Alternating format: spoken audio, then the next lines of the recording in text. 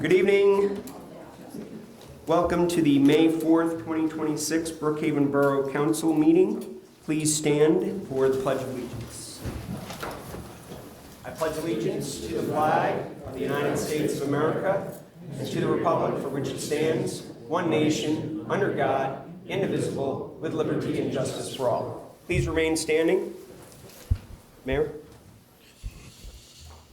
For the month of April 2026, our deceased are Edward Zawitsky, John Miller, Daniel Behan, Catherine Wirga, Terrace Cassidy, Kathleen Leary, Robert Drasback, Gladys DiCarlo Antonio, Dorothy Suda, Lawrence Barretti.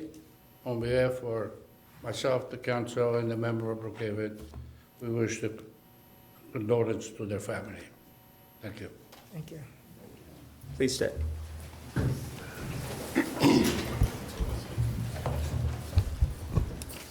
Mr. Wilwert, roll call, please. Mr. Burke. Here. Ms. Folio is absent. Ms. Hess. Jessica here. Mr. Duplicki. Here. Mr. Ewald. Present. Mr. Mills. Here. Mrs. Zimmer. Here. Mayor Giancroce. Here. Ms. Sawicki. Here. Mr. Catania. Here. Mr. Wilwert. Mrs. Boyle. Present. Chief Montella. Here. Police Chief Havoc. Here. Roll call complete. Thank you, Mr. Wilbert. Is Mrs. Small? I don't see. Oh, I'm sorry, Mrs. Small.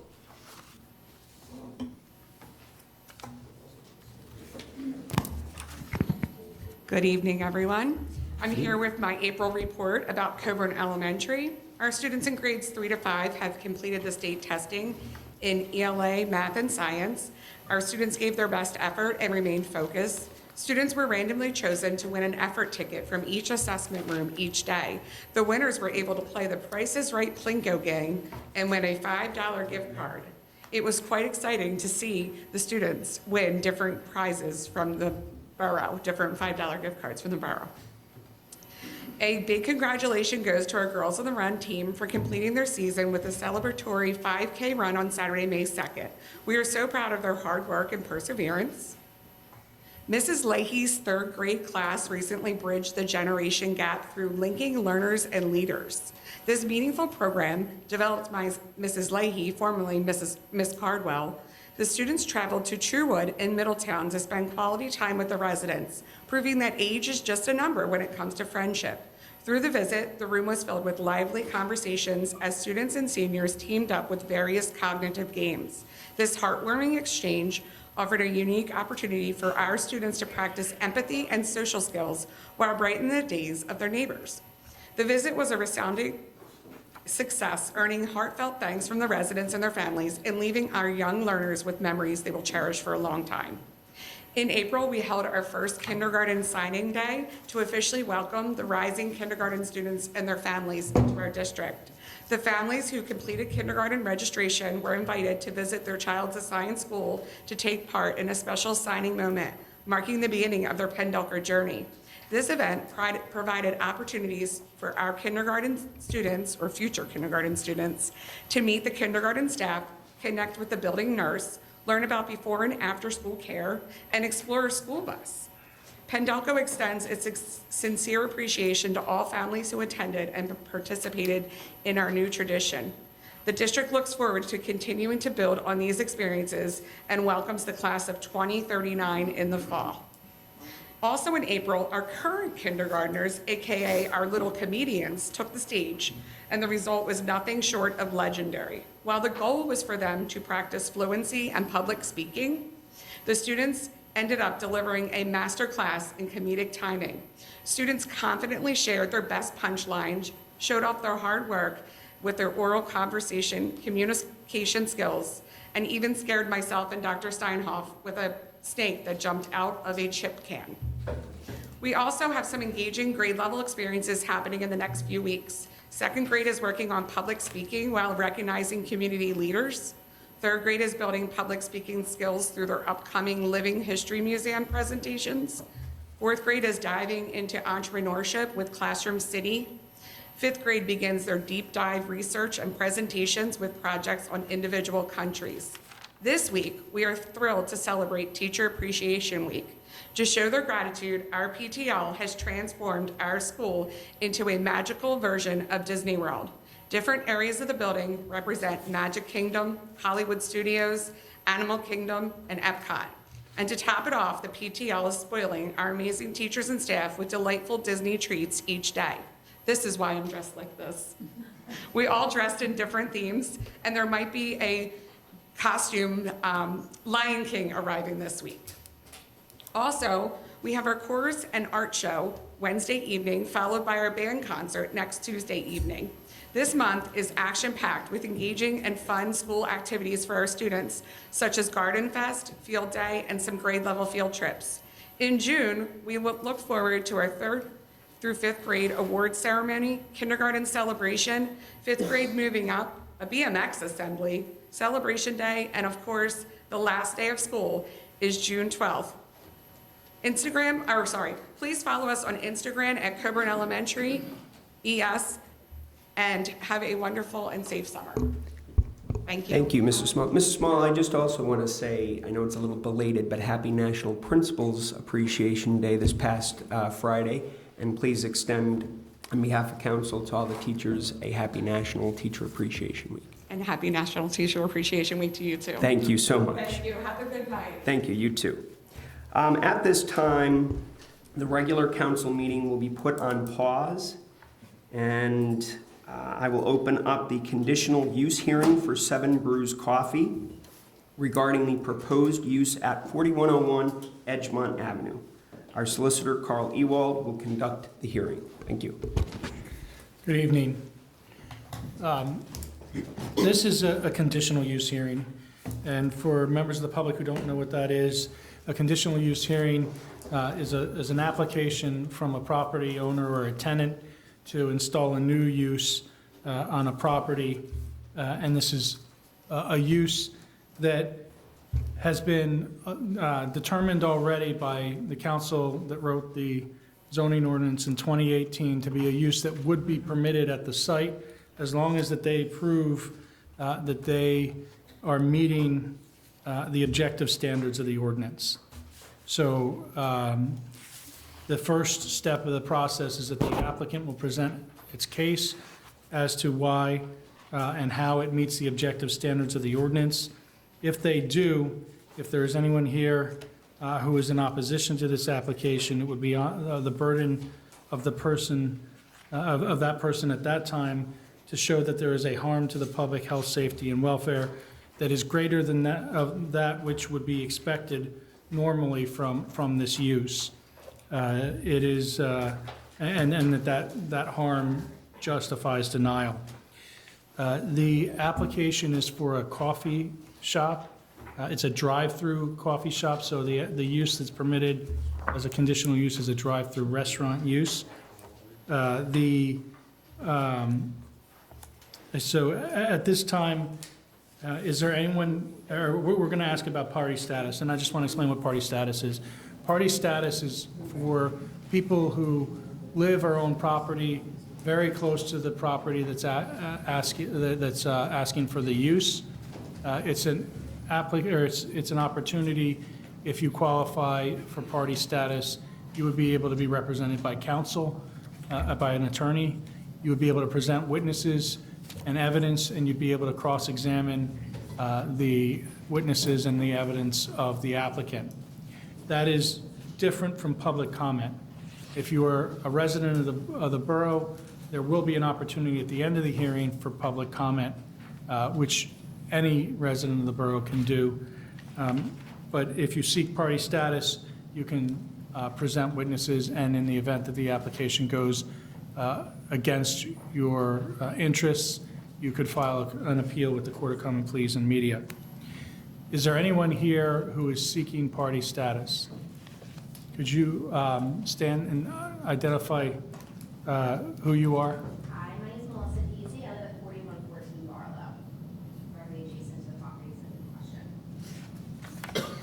You said 4143? 4160, sorry. 4116, I'm sorry. 4160. 60? 16. Okay, 4116. all right. And you said that abuts the property? Yes. Do you have any objection? No objection, party status. Okay, so we're going to admit you as a party. Is there anyone else who's asking for party status? Okay. Can you tell us who you are and the basis of your request? Yes, Joyce Berkheimer, B-E-R-K-H-E-I-M-E-R. Where- I live directly across the 4115 Borough. Mr. Carroll, do you have any objection? Ma'am, did you receive notice of the hearing tonight? Today, Yes. I'm late, but we got one. And You did not receive the 7-day notice that's required prior to today. you received the notice, the notice we mailed today? Today. Okay, no objection if you received the notice. Okay. Is there anyone else? Okay, seeing none, that will be Melissa Pizzi and Joyce Berkheimer are granted party status. At this time, I'm just going to introduce 3 board exhibits. The first board exhibit is B1, the application that was filed. The second board exhibit is the proof of posting of the property, B2. And the third board exhibit is the proof of publication in the Daily Times. Is there any objection to those exhibits? No objection. All right, hearing no objections, we're going to admit those 3 exhibits to the record. Now, Mr. Careless, do you want to introduce yourself and your client to the board? Yes, thank you. Good evening, members of Borough Council. My name is Bob Careless. I'm an attorney at Cozen O'Connor. I'm joined tonight by Zach Roskam on behalf of 7 Brew Coffee, Nick Lewis from Bowler, our civil engineer, and Pete Spizek from TPD, our transportation planner. As was discussed, the proposal here is to consolidate the 5 parcels that comprise the overall site, demolish the existing improvements, which is currently a 1-story structure utilized as a smoke shop, and redevelop the site for a new 7 Brew drive-through coffee. Mr. Ewald's recitation of what a conditional use is was correct. What I would just reiterate is that case law tells us that a use that's permitted by conditional use or special exception does evidence that legislative decision that the particular type of use is consistent with the zoning plan and presumptively consistent with the health, safety, and welfare of the community. An applicant for a conditional use, as we'll discuss tonight, bears the initial burden of establishing that a proposed conditional use satisfies the specific objective criteria that is set forth in the zoning ordinance. Specific criteria is distinct from general criteria or subjective criteria. And as an example of what your ordinance allows through specific objective criteria would be uses such as taverns and nightclubs or wind energy systems. In the zoning ordinance under section 128203 or 128204, you'll see that with respect to those uses, there are specific standards that are tailored to those uses that any applicant for a conditional use would have to come before council and present evidence that they comply with those standards. Here, there are no specific standards that are tailored toward a drive-through use. Instead, there are the general standards, which we'll go through tonight. Once the applicant puts that evidence on, the burden would shift to an objector to rebut the presumption that the use is consistent with the health, safety, and welfare by proving that there is a high degree of probability that the proposed use would adversely affect the welfare of the community in a way that's not normally expected in that type of use. And case law is clear that the burden on any objector to a conditional use is a heavy one, which again solidifies the law that there is a legislative intent to permit that use. Just as a roadmap for council for questions for tonight, just so you know who I'm going to put on and in what order. Zach will testify first on business and operational matters.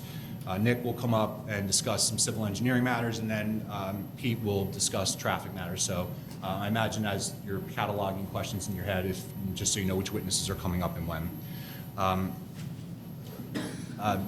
Council President or Mr. Solicitor, would you prefer to swear all 3 witnesses at one time or as they come up? I think we might as well swear all 3 at one time. Okay. And with the 2 objectors, are you planning to present evidence or testimony tonight? I have lots of questions since this was just notified to us less than 5 hours ago. Okay.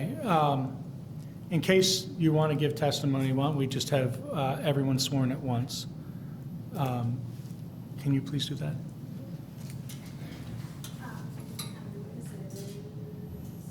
We've got, can the witnesses please stand? You're not going to say what you said. Will you all raise your right hand?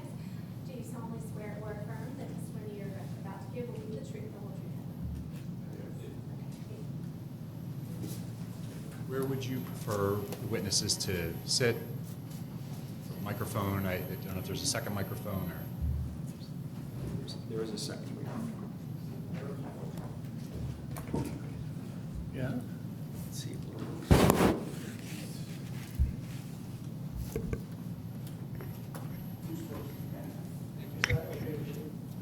Yes. I just wanted to sign. This is just so you're not reading your eyes.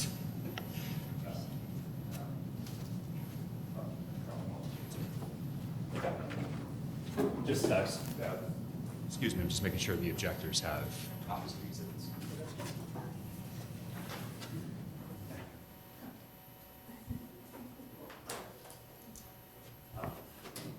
Zach, why don't you please pull your chair up to the table? Sure.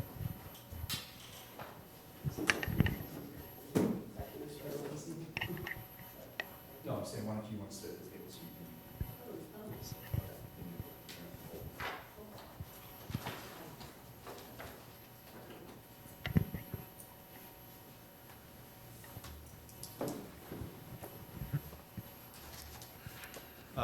Zach, the first exhibit in our exhibit book under Exhibit A1, do you recognize this document? I do. And is this a true and correct copy of the lease agreement with your landlord? Yes, it is. All right. Zach, could you tell council what your background is and then explain what you're currently doing with 7 Brew? Absolutely. First off, thank you all for making the time tonight. Really appreciate it. My name is Zach Roskam. My wife, Shanori, and I are the local franchisees for Delaware County, Philadelphia County, Bucks County, parts of Montgomery County, and New Jersey, all of New Jersey, for 7 Brew Coffee. 7 Brew Coffee is a drive-through focused coffee primarily, but also teas, lemonades, flavored soda, energy drink, matcha, chai, milkshake, beverage focused company. We do no hot food, no cooking on site. We only have a prepackaged muffin top. That's our only food item. So no cooking at all on site.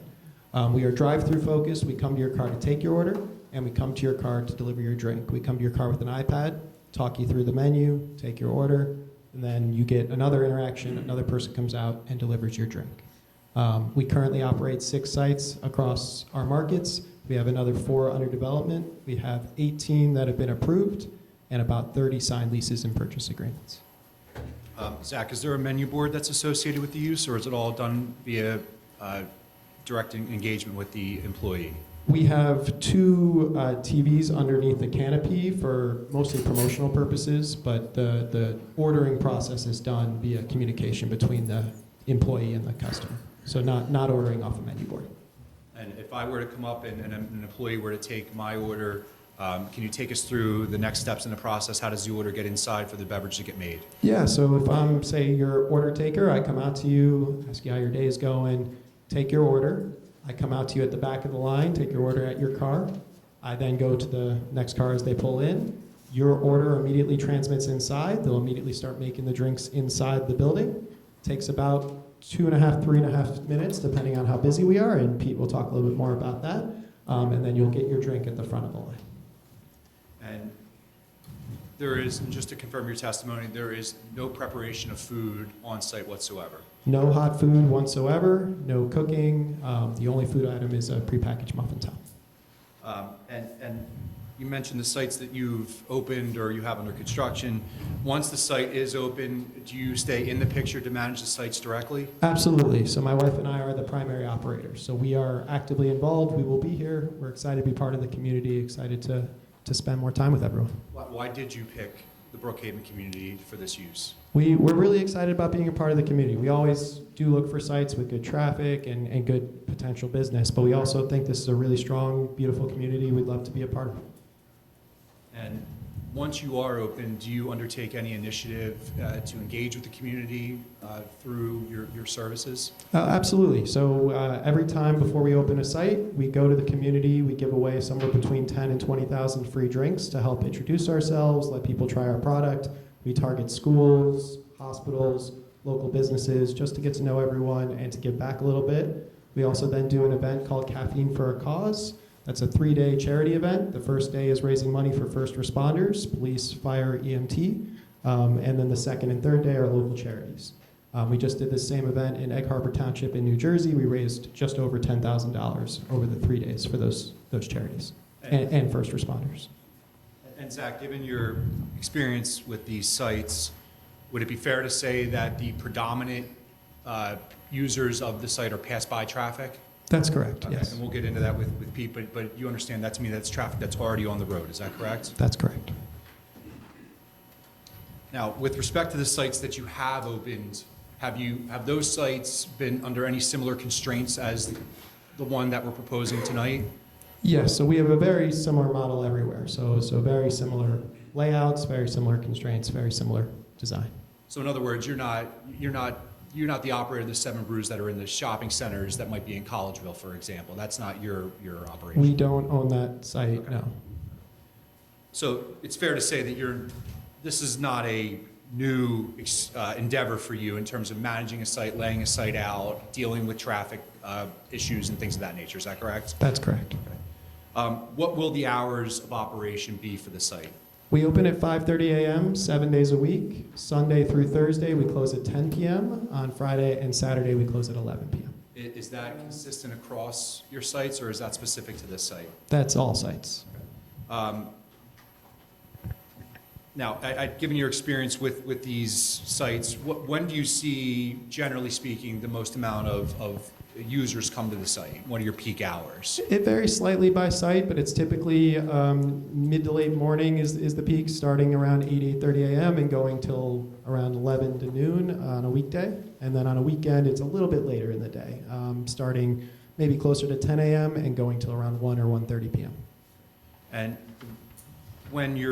could you walk the board through how many employees will be on site when you're during your peak times and maybe your off-peak times? Absolutely. So off-peak, very early in the morning, afternoon, and evening, we'll have 3 to 4 employees. Typically, our employees, about half of them will work inside, half of them will work under the canopy outside.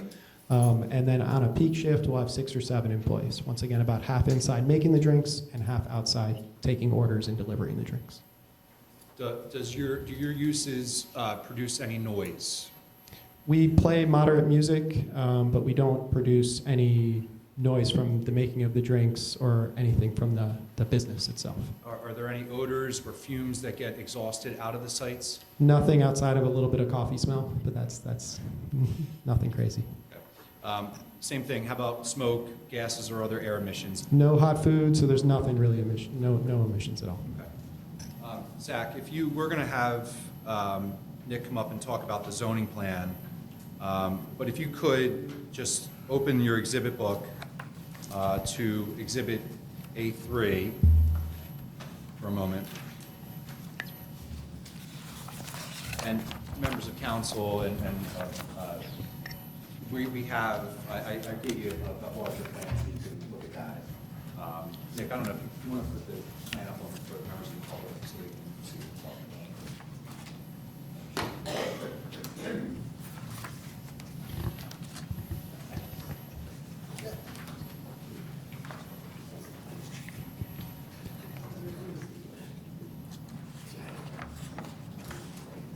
Zach, the actual store itself, I see on the plan, is 510 square feet. That's correct. Is that common among your sites? So our site is actually, our building is prefabricated, so it is identical across all of our sites. It is a prefabricated building, it's shipped to the site. That also makes our construction process very short and quick, so it's not going to be under construction for a long period of time. And I see a structure just right next to it. What is that used for? So it's a 510-foot primary building where we make the drinks, and then there's a 260-square-foot storage container. Now that storage is for, the front half is for dry storage, cups, syrups, anything that doesn't need to be refrigerated, and then the back half is refrigeration. That's for things like milks and canned beverages. And will you have I see you have a trash enclosure on the site as well? Yes. What kind of trash gets produced from the site? We have very limited trash, given we're basically beverage only, mostly just cartons and cardboard. How does trash get collected off the site? Always off peak, typically 2 to 3 times a week, depending on how busy we are. They come in, they're in and out very, very quickly. Do you rely on the municipal hauler, or do you contract with your own private hauler to come get the We trash? typically contract with a private hauler. And you would do that for the site? Yes. So I would just like to, I'm going to ask Zach a question, but keep in mind, I'm going to have someone, my traffic expert, come up here, but I just want to introduce something to the board. Zach, if during your peak times, if we were to have a surge of customers coming to the site, and in the off chance that there is a backup onto the site, what is your plan to address that? So on this site, we have a 29-car queue, which we would never expect to overstack. On most of our sites, we're closer to 18 to 20.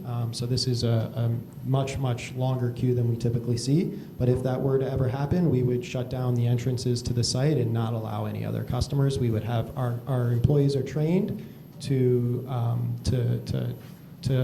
bring cars into the queue and control the cars.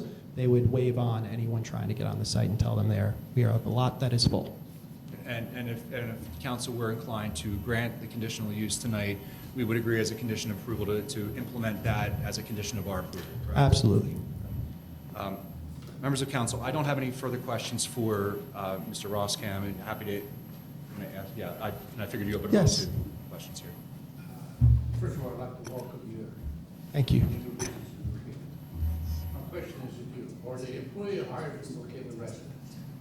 The people that you hire? Yes. Yes.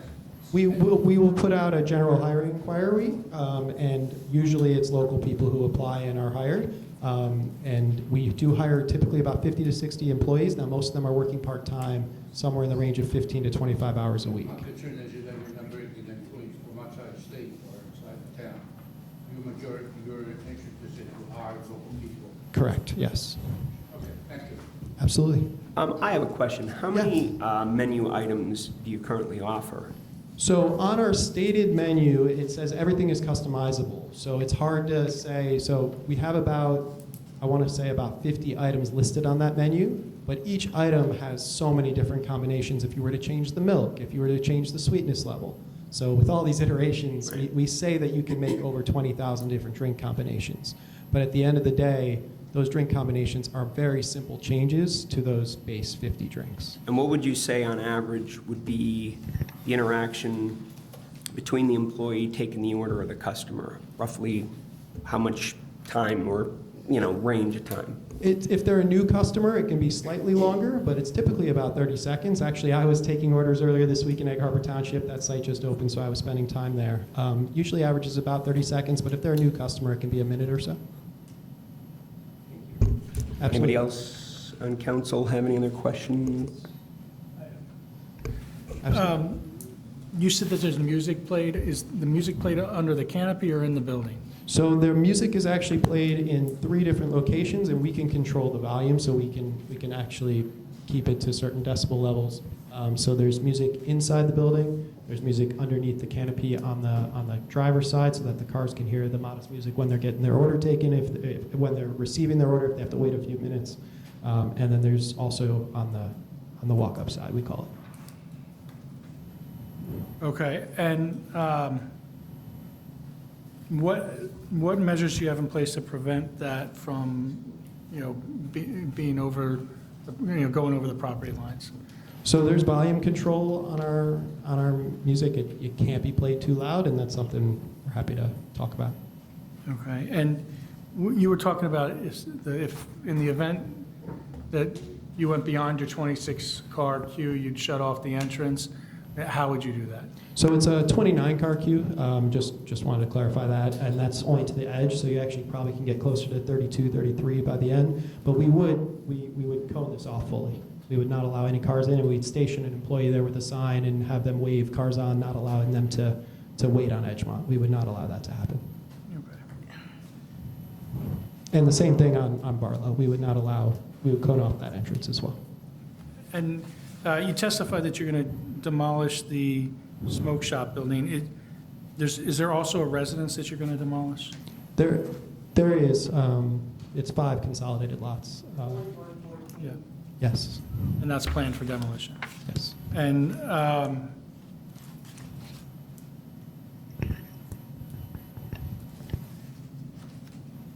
right. Does anybody else on council have any questions for this witness? All right, Miss, I'm sorry. If you get a- Go ahead. No, please. If you get an overflow of the cars, what are you gonna do with it? Are you allowed inside, customer, walk-in customer or not? Customers are not allowed inside the building. Technically, we do have a walk-up door. We do allow customers. We don't advertise it at all. It is less than 0.5% of our business. It's a very small part of our business, but we do want customers who happen to walk up to the building to be able to navigate the site safely. So how it works is on this side of the building, on the exhibit, this is a sidewalk right here.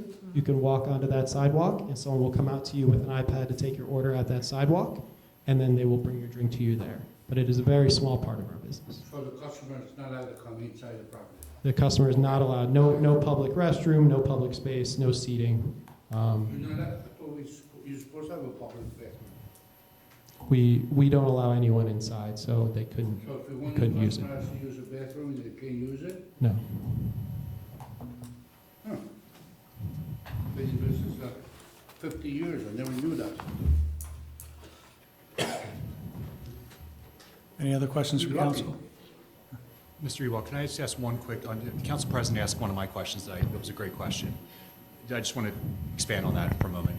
Zach, you said it takes about 30 seconds on average to take the order. What is the time, once the order gets relayed into the shop, for the drink to get turned around and prepared in the hands? So their total time on site, on average at our open locations, is about 3 minutes and 30 seconds. And that's average across the whole day. So most of the time it's actually faster than that. 3 minutes and 30 seconds is total, 30 seconds of order taking, 3 minutes of drink making. I have one additional question, if I may. Are any of your current sites similar in nature to what the Brookhaven site would be? Meaning the volume of traffic that's on the road, Edgemont Avenue or anything like that? Can you tell me what municipality it's in and how it's similar? Yeah, absolutely. So we have 6 sites open. They're all currently in New Jersey, although we also have a site in Pennsylvania under development at Knights and Woodhaven in Philadelphia. I would say multiple of them are very similar. I think the Sicklerville site is probably the most similar. That's technically in Winslow Township, even though the address is Sicklerville. There are entrances both at the front on White Horse Pike and on the side on Shoes Landing, both very busy roads. Actually, Shoes Landing is quite a bit busier than Barlow, but similar road dynamic, 2 entrances and managed. Thank you. Yeah. Have any of those sites been cited by the municipality for problems with the traffic? No, we've had no citations, no issues, and actually on every site we've opened to date and every site we plan to open in the near future, we always meet with the local police before we open, just in case. We always want to have a plan in place in case, but we haven't had to use it in case there was an issue. Does anybody else on council have a question for this witness? You're going to present another witness on 2 more zoning? witnesses, And a that- civil engineer and a traffic planner. Okay. I'm about to get to you. Remind me how to pronounce your last name. I'm sorry. Peasy, okay. Okay. Ms. Peasy, this is your opportunity to cross-examine this witness. So I do have some questions. You said that Correct. And you referenced Sicklerville being one of the most similar-ish. Correct. Sicklerville, however, dumps onto two major highways. This location is going to dump onto a residential street with children and a bus stop. How do you plan to mitigate the safety concerns for that area with the traffic, especially if you're shutting down entrances where the cars are just going to come around the corner and wait in queue until you open that entrance back up? Yeah, so we would anticipate Edgemont Avenue being the more used, both entrance and exit here, and Barlow being used a lot less frequently. Also, when cars are entering and exiting, they're going to be going slowly through that entrance and exit. Happy to talk about other ideas on trying to mitigate safety concerns that you may have, but we wouldn't anticipate causing any significant safety issues on Barlow. I would note our Clementon site, so Sicklerville is similar from a traffic perspective. Our Clementon site has exits onto a residential road similar to Barlow.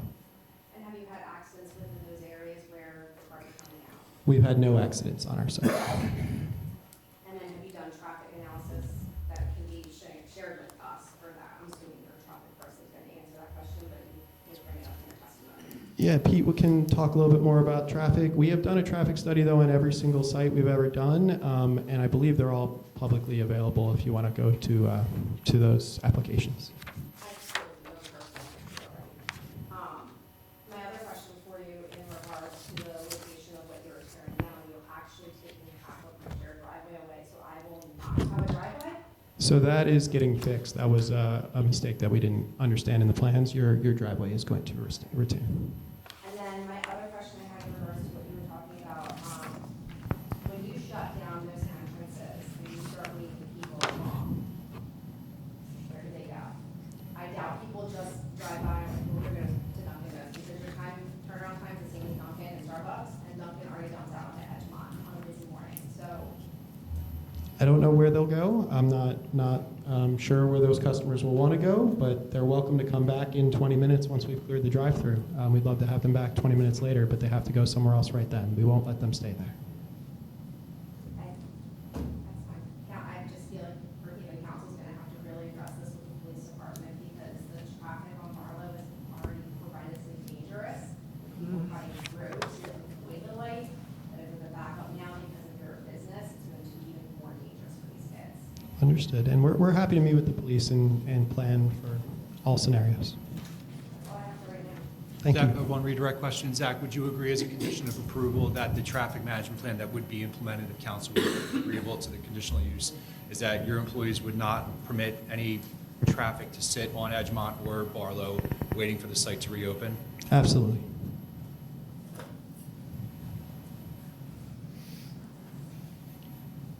Sorry, one more question. No, of course. How do your employees do that if they're standing at the entrance and you know it's sitting on the roads? So they'll be waving them on, telling them to keep going. If a car is really stubborn and refusing, we can seek police assistance. And if somebody in the community needs to reach out to you in regards to that happening, how would you do that? Because the phone number for 7 Brew, send it to corporate only. We can Only leave a message or send an email. we can give you our direct numbers.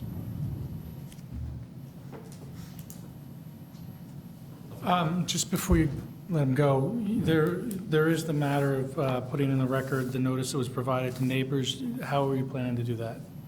Well, I can have Mr. Roskam testify to it, that's fine. So why don't we do that, if that's right. Zach, could you turn your exhibit packet to Exhibit A6?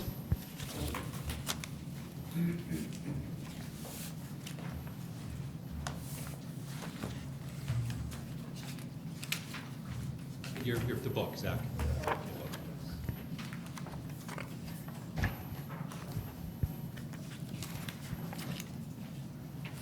I was going to have Mr. Lewis testify to it, but this is. Yeah, I don't care how you No, do it's it. fine. I I might just as well. wanna make It's sure brought it up. It's fine.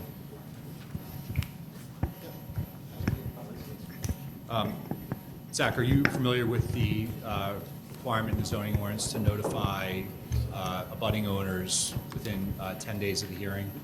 I am, yes. Exhibit A6, is this a true and correct copy of the notice that was drafted by myself and issued to the neighbors, the abutting neighbors? It is. Okay. Are you aware of a definition of what abutting is in the ordinance? I am. Are you Well, aware of a definition? Well, through our discussions only. So, and we took the position that not only notifying Ms. Peasy and the other uses on our block, but we also notified the uses across Edgemont, Brookhaven, and Barlow. Is that correct? That's correct. And turning back, we submitted as part of Exhibit A6 the true and correct copy, the proof of mailing for the notice of the hearing tonight. Correct. Yes. Okay, thank you. What was the date of mailing? 10 days, 24. April 24th. And what was the method of mailing? Was that just first class First class mail? No problem. ROSSKAMM, Mary Mary. Absolutely. I don't have any other questions. Mr. Lewis? Thank you all for the time. Really appreciate it. Ms. Burkheimer, you didn't have any questions, did you? Sorry. No, again, I can list my concerns that turn into Brookhaven Road. I mean, nobody ever gets to me without a bridge. Okay. Well, we have an engineer coming up. We can ask him about that.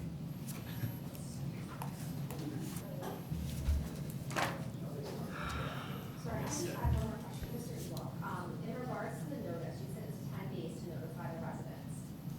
Is that 10 days when they're mailing it, or 10 days prior to the hearing for us to receive it? I'll have to take a look at the ordinance for the specific language, but let's get through the testimony, and then we'll address that at the end. Don't let me forget. Okay to proceed? Yep. Mr. Lewis, could you just introduce yourself to the board, please? Hello, everybody. My name is Nick Lewis. I'm a civil engineer for Bowler Engineering. Can you turn to, Nick, could you turn to Exhibit A2 in your packet?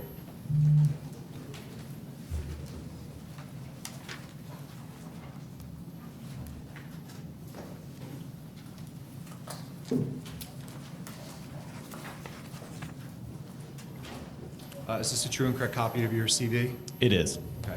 And you're employed by Bowler? I am. What is your title? Project manager. And how long have you been with Bowler? I've been at Bowler for close to 7 years now. What is your education? I graduated from Weiner University with a bachelor's degree in civil engineering. And in what jurisdictions are you licensed? I am licensed in the state of New Jersey. Do you have experience in land development projects in the state of Pennsylvania, preparing zoning plans and land development plans? I do. I have been working in the state of Pennsylvania for 10 years. Okay. And have you worked on various land development projects in the state of Pennsylvania? I have. Okay. And have you experienced with working with municipality zoning ordinances, subdivision and land development ordinances, and other development related ordinances with respect to projects in Pennsylvania? I do. And do you have experience with designing sites in Pennsylvania to meet various stormwater management controls that are regulated by the municipality? I do. Okay. Have you testified before zoning hearing boards or governing bodies sitting in a quasi-judicial capacity and been qualified to render professional opinions with respect to civil engineering and stormwater management? I have. Have you ever been disqualified from rendering those opinions? I have not. I would offer Mr. Lewis to you as an expert in civil engineering and stormwater management matters. Ms. Peasy, do you have any questions on the qualifications of the witness? And I know you've told me Ms. Peasy's asking all the questions, but just for the record, Ms. Burkheimer, do you have any questions on the qualifications of the witness? And just, she shook her head and said no. The board will recognize Mr. Lewis as an expert in civil engineering. Mr. Lewis, have you familiarized yourself with the borough zoning ordinance prior to being here tonight? I have. Although we're not in land development yet, have you familiarized yourself with the borough's subdivision and land development ordinance? I have. Have you familiarized it with respect to this site specifically? I have. Okay. Mr. Lewis, if you could turn to Exhibit A3. I'm sorry, yes, Exhibit A3.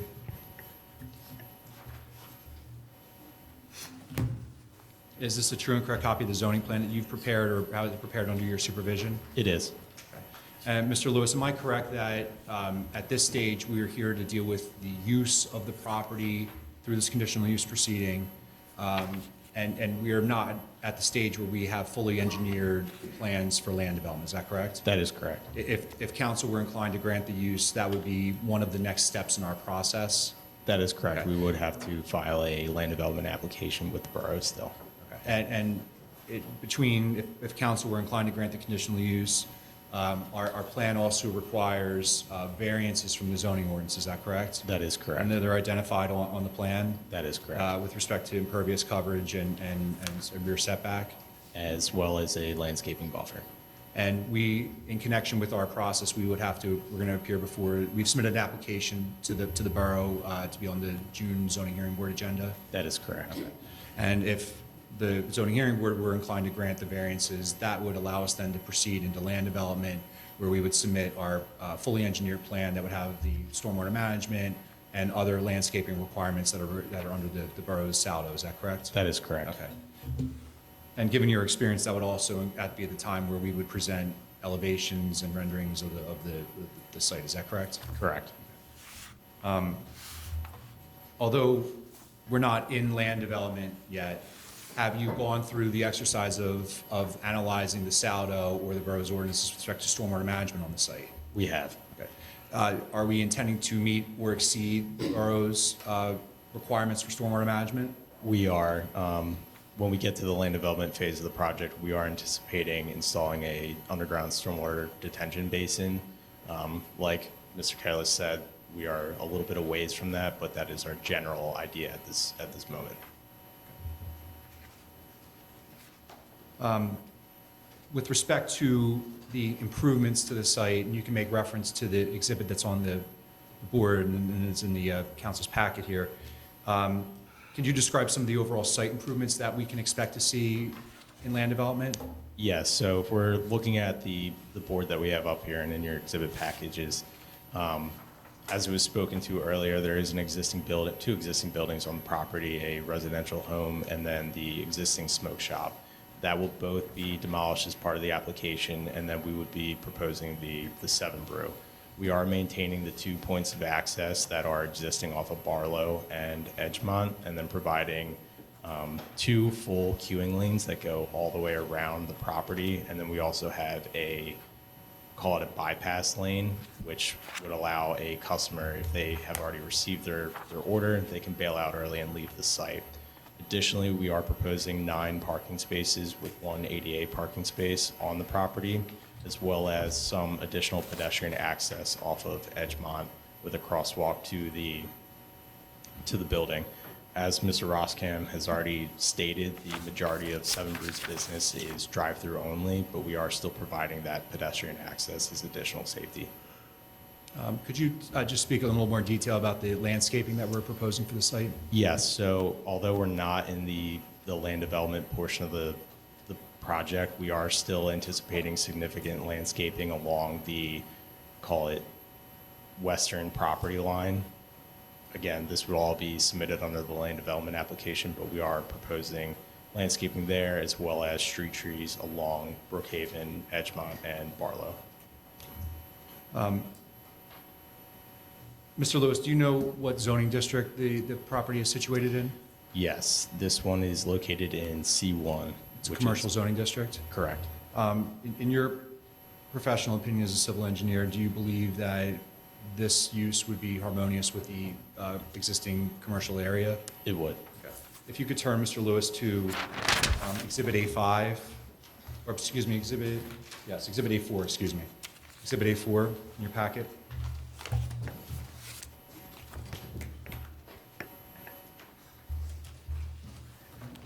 First image is just an aerial of the site. That is correct. Okay. And I'm correct, we have Edgemont to our south, Brookhaven to our east, and Barlow to our north. Correct. How would you describe the surrounding corners that are around our site? The majority of the area is generally commercial with limited residential in the, call it, northeast corner of the image. The picture below it is that's That's a street perspective, standing dead on Edgemont, looking north. Is that the existing smoke shop? It is. If you return to page, Mr. Lewis, the top image, am I correct that this is we're looking westbound now on Edgemont Avenue? That is correct. And you see several commercial uses, including McDonald's there. Correct. And the bottom picture, Mr. Lewis, is start turning around the other way. We're facing eastbound on Edgemont Avenue. Correct. And am I correct that we have commercial going down that strip as well? That is correct. And turning the page, Mr. Lewis, I'm now still standing on Edgemont, but I'm now looking northbound on Brookhaven. Is that correct? Yes, that is correct. Okay. And again, there's commercial, you see commercial uses in that image as well? Correct. Okay. And then we're at the intersection of Brookhaven and Barlow. And again, here's where we see commercial on the side, and then we start to see the residential components to Barlow. Is that correct? That is correct. Okay. Mr. Lewis, in your professional opinion, do you believe that our use is going to be harmonious with the surrounding area? I do. Do you believe that there, in your professional opinion, there's going to be any detriment to the health, safety, and welfare beyond what you would normally expect from a drive-through use? I do not. Will our land development plans be reflective of sound engineering and land development design and construction principles, practices, and techniques? They will. Will there be any adverse impact, in your opinion, on public services and facilities? There will not. Will we be disrupting any topography, surface water resources, or groundwater resurfaces? No. Okay. And last, is there any environmental impacts that we're anticipating from the site? No. I don't have any further questions for Mr. Lewis. Do you know what the hours are for this business? I believe it was stated earlier, but they open at 5:30 and then close at 10, and then Fridays and Saturdays, I believe they close at 11. PM. Correct.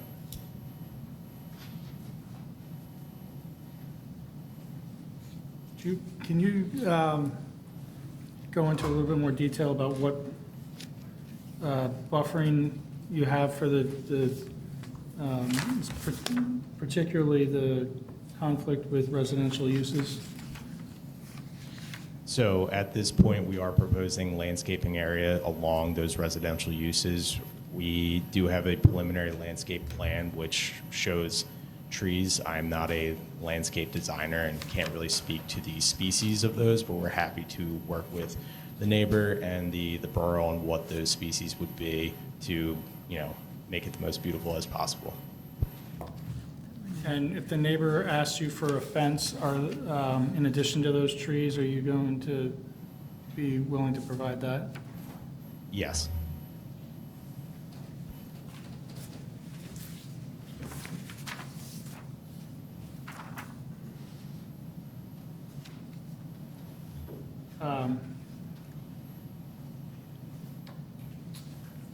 The next witness is a traffic engineer, so they would speak to circulation on the That's correct. site? Correct.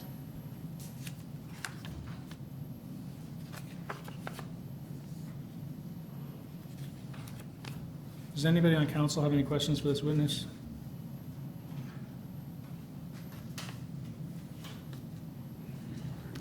Ms. Peasy, do you have any questions for this witness? And Ms. Berkheimer?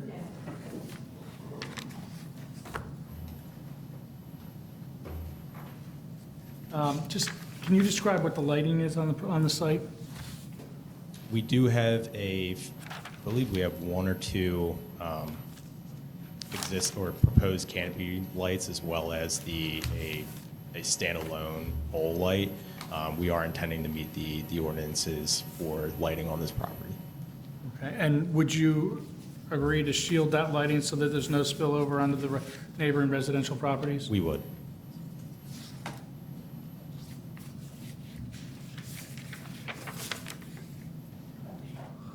Now, you have an application before the zoning hearing board. Could you just summarize for the board what aspects of the plan don't comply currently with the ordinance so that you're asking for relief? Yes, so for our proposed use, we are requesting a variance for the impervious coverage on the site. The allowable is 70%. As it's shown on the plan right now, we're about 75%. We are asking for a rear yard setback variance for the canopy portion of the building along the northwest, closer to the commercial portion of Edgemont Avenue and that property. And then we are asking for landscape buffering for that same general area as well. Okay, I'm sorry, can you just point on this diagram where the landscape buffering variance is requested? Yes, so the requirement is 15 feet. We are requesting variances for this general area here.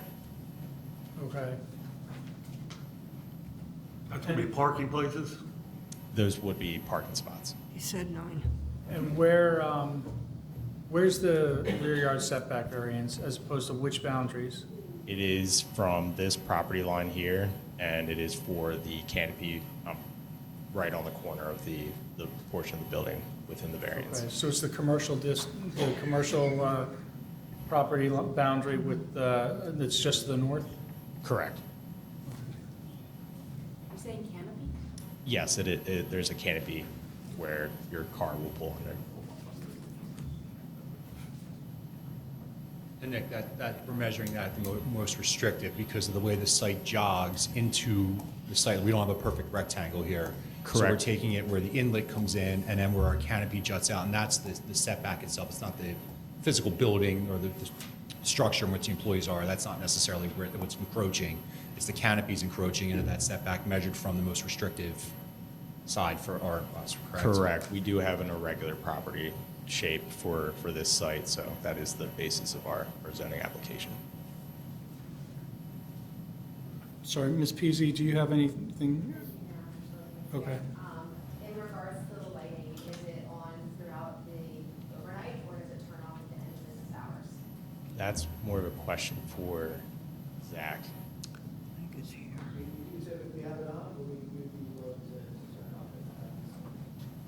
then the more that I look at these property plans and the flow of traffic within the property itself, is there a reason with the lanes going down Brookhaven Borough and back out to Edgemont that you even need the entrance or exit on Barlow?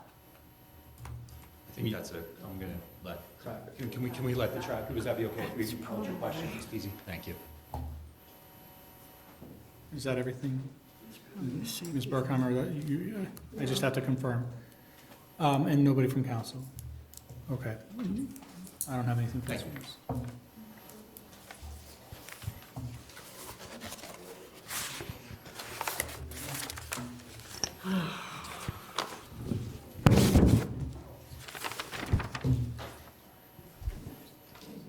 Pete, good evening. Could you turn to Exhibit A5, please?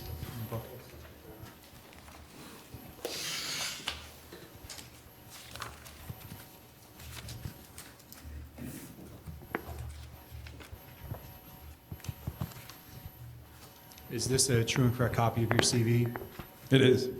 And by whom are you employed? Traffic planning and design. I'm the senior project manager. And how long have you been with TPD? With TBD, 15 years. I have 10 other years experience basically doing the same exact thing for other firms. What's your educational background? I have a bachelor's degree from Bloomsburg University in environmental planning. I see you have a registration listed on your CV. Could you describe to the board what that is? Yeah, I'm certified with the American Institute of Certified Planners. I've had that for 20 years now almost. And that's not just respect to transportation planning, that's land yeah. planning, correct? Correct. What professional affiliations are you a member of?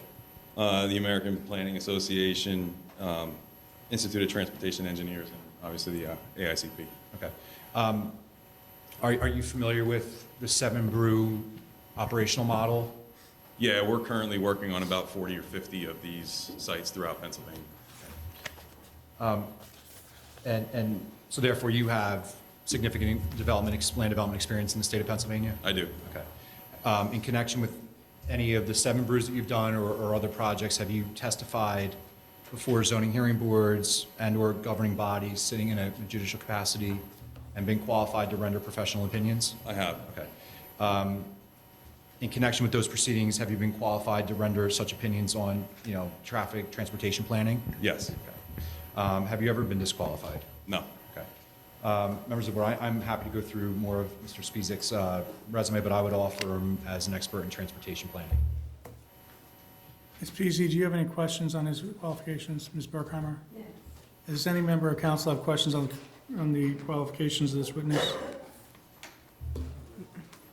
And then the board will recognize Mr. Spizek as an expert in traffic planning. Thank you. Pete, I'm going to ask you a similar question that I asked Zach.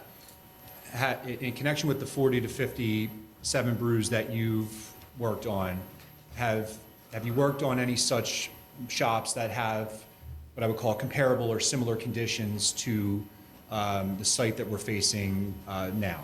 Yeah. Okay. And have you studied traffic patterns for all of those 7 brews? Yes. Are you able to quantify the amount of minutes that you have in terms of available data? Yes, we have a ton of data on some of the sites that have been open and operating in Pennsylvania. It seems like every different PennDOT district and every different municipality wants more and more data. So at the end of the day, I mean, we've analyzed 9,000 minutes of drive-through queuing operations at these sites, different sites throughout the state. We've analyzed probably 10 to 15 for just trip generation alone. So we have a ton of data on these sites.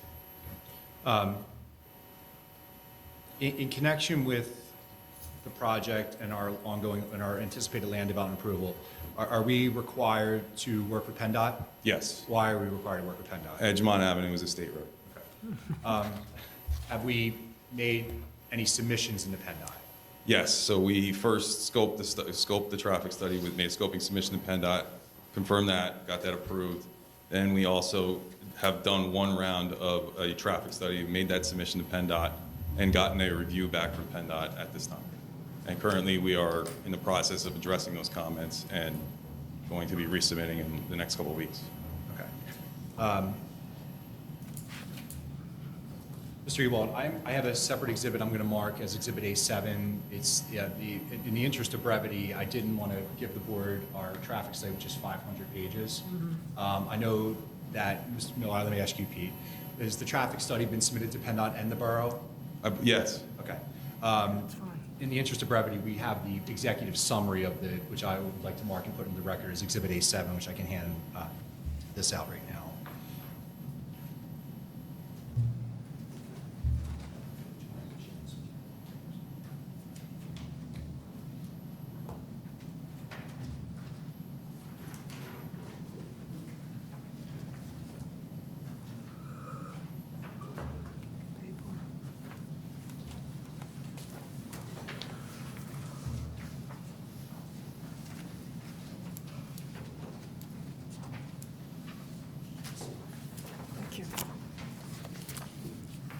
Just to authenticate this, this is a true and correct copy of is an excerpt from the traffic impact study that we've submitted to PennDOT and the borough? Correct. Okay. Could you just briefly summarize what is contained in these pages here? Sure, that's the executive summary of the traffic study. It basically outlines the conclusions and the assumptions that we made throughout for the study. It also talks about the access. It talks about any improvements that we would be proposing, and it gets into the intersection levels of service that we need to provide to PennDOT as part of the whole process. So we're going to come back to the improvements that we're proposing for this site, but just to finish just so everyone understands kind of what the process is with working with PennDOT. We're going to be required to obtain a highway occupancy permit from PennDOT in connection with this project, correct? Correct. And your experience is that a common condition of approval that would Yes. be attached to any grant of a land development approval? Yes. So in other words, we could not record our plan and commence construction until we've received that highway occupancy permit from PennDOT, is that correct? That's correct. Okay. And is it fair to say that is just an ongoing process with PennDOT? It takes time to get through it? PennDOT's typically the longest lead time, yes. Okay. So that would, if we were to continue to move forward with this project, that process would continue to occur simultaneously while we work through land development. We would continue to share our data and responses and such with council. Is that correct in the borough? That's correct. Okay. So Pete, could you just describe, from a traffic standpoint, what improvements to the site that we're proposing? So the access to, there's currently, obviously there's an existing access to Edgemont Avenue today. There's an existing access to Barlow Avenue today. With the site, we would be proposing to restrict the left-out movement to Edgemont because, as everyone knows, the left turn lane backs up pretty significantly, and it's very difficult to make a left turn out of there. Therefore, we would be putting in, the appropriate island on the driveway to physically restrict that left out. And has that been a PennDOT response to us as well? Yeah, in fact, when we did the original traffic study, we gave them three different options. We looked at it with a full access, we looked at it with the left out restricted, and we looked at it with just the right in, right out. And the fact that there is a left turn lane to allow the left in right there, they basically said, that's fine, keep the left in, but you have to restrict the left out, which we agreed with because we did what's called a gap study where you look at how many gaps are available for a vehicle to get out and make a left turn, and we had more vehicles than gaps. So physically restricting that is, no-brainer for safety purposes. Do you want to continue to discuss some of the improvements that we're expecting on the site? Other than that, we were looking at, obviously we're going to be making improvements to the driveways themselves with proper radii so that people can get in easier, in and out easier, and then obviously make them so that a fire truck can get in and out very easily, or the design vehicle can get in and out very easily. And also, we would like to provide do not block the box striping at the Barlow and Brookhaven Road intersection, so that when that Brookhaven backs up, hopefully people will allow people to make lefts in and rights out of Barlow. And we would continue to work with the borough through land development on traffic control. Is that a common element to any land development proceeding? Yeah. Okay. You heard I asked Zach briefly on traffic controls to prevent queuing backups into Edgemont or Barlow. Could you talk about your experience with implementing those plans, putting those plans in place, and what you would envision for this site? Yeah, sure. So basically all of the 7 brews anymore we are putting a traffic management plan together for every single 7 brew we do in the state. Basically what it does is it outlines what would need to be done if it ever happened where the drive-through stack would be greater than the queue, and to eliminate any issues that would happen potentially on the adjacent roadways. So as Zach stated earlier, if we would ever see a queue longer than 29 or 30 vehicles, that both driveways would be shut down, either with cones or with a person there just basically waving them on until the queue dissipates, and then the driveways would be reopened. And that has been implemented in some other places throughout the state.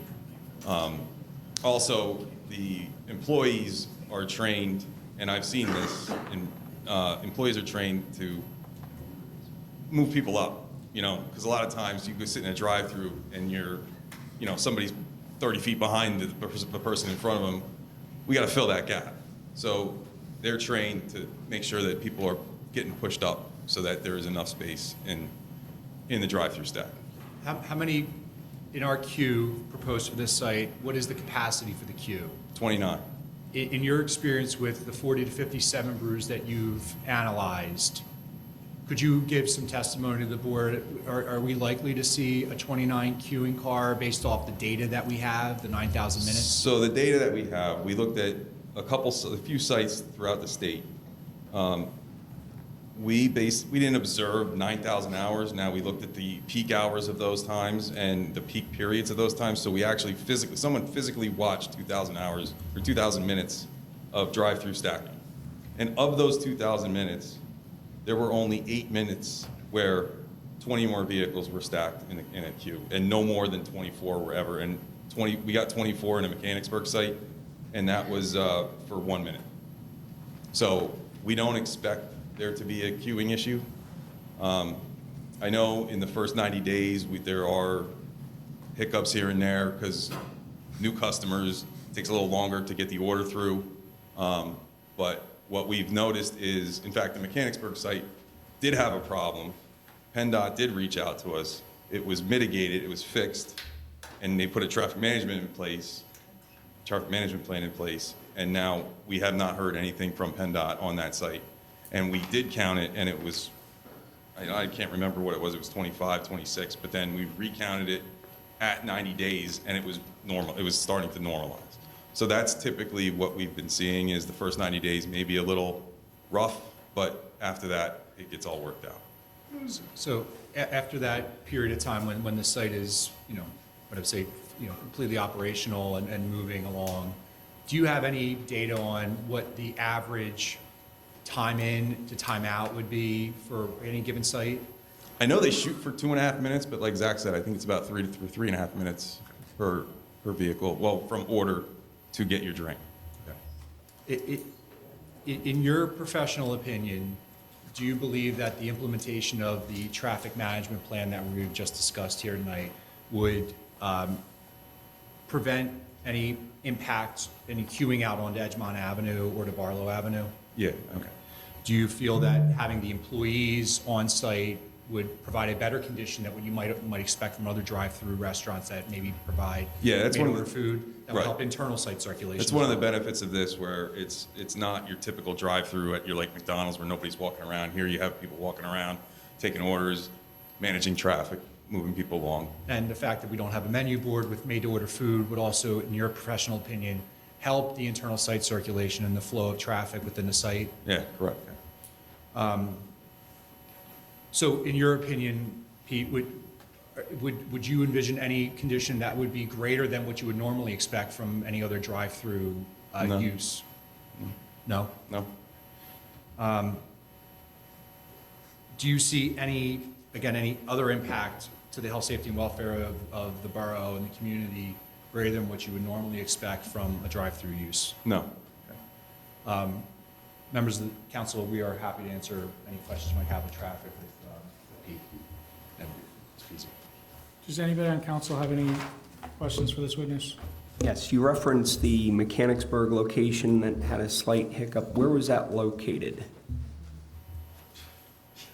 Do you know what road? I mean, I'm not an expert in Mechanicsburg myself. I haven't been there in quite a while, but I'm sorry. I know some of the roads around that area. I don't recall. It's on one of the busier roads. I can tell you that. I forget exactly what it was, and I don't have it on me right now. Carlisle Pike. There you go, Carlisle Pike. Okay, that is a pretty big, busy road. Thank you. Could you walk through the ideal traffic flow and perhaps a not ideal traffic flow, like that you could anticipate? So I'm just having a hard time visualizing. So the majority of traffic that we're assuming is coming in and out off of Edgemont. So, I mean, this is a typical drive-through layout where if you're coming in off of Edgemont, you just go into the drive-through and come back out and then you go out. If you're coming in off of Barlow, that's where it gets a little bit more confusing. So if there is an actual queue, Barlow, if you're coming in off of Barlow, you basically have to go around the site and come back up and get into the back of the line. Now, if there isn't, you could just jump in from the back and get into the line. One of PennDOT's comments was to make sure that we have some sort of signage and striping at the exit of the drive-through and in the enter of off the Edgemont, that this area stays clear. So we're going to have to figure out the best way to do, whether it's a stop sign with some pavement markings and that type of thing, just keep clear type thing. But yeah, that's, When you I say mean, this area, can you show? right in front of the drive-through exit. So they were concerned with somebody coming down the bypass lane from Barlow and then this person going and this person going at the same time. So if you put a stop sign here, then they actually know to stop and look around and make sure that they're clear to go.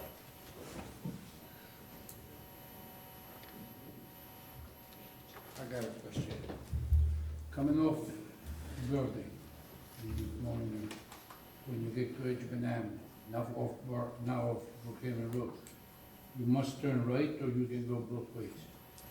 I'm Like sorry. now, if you come out of the store there now, you can make a left, but in your case, it will be much busier.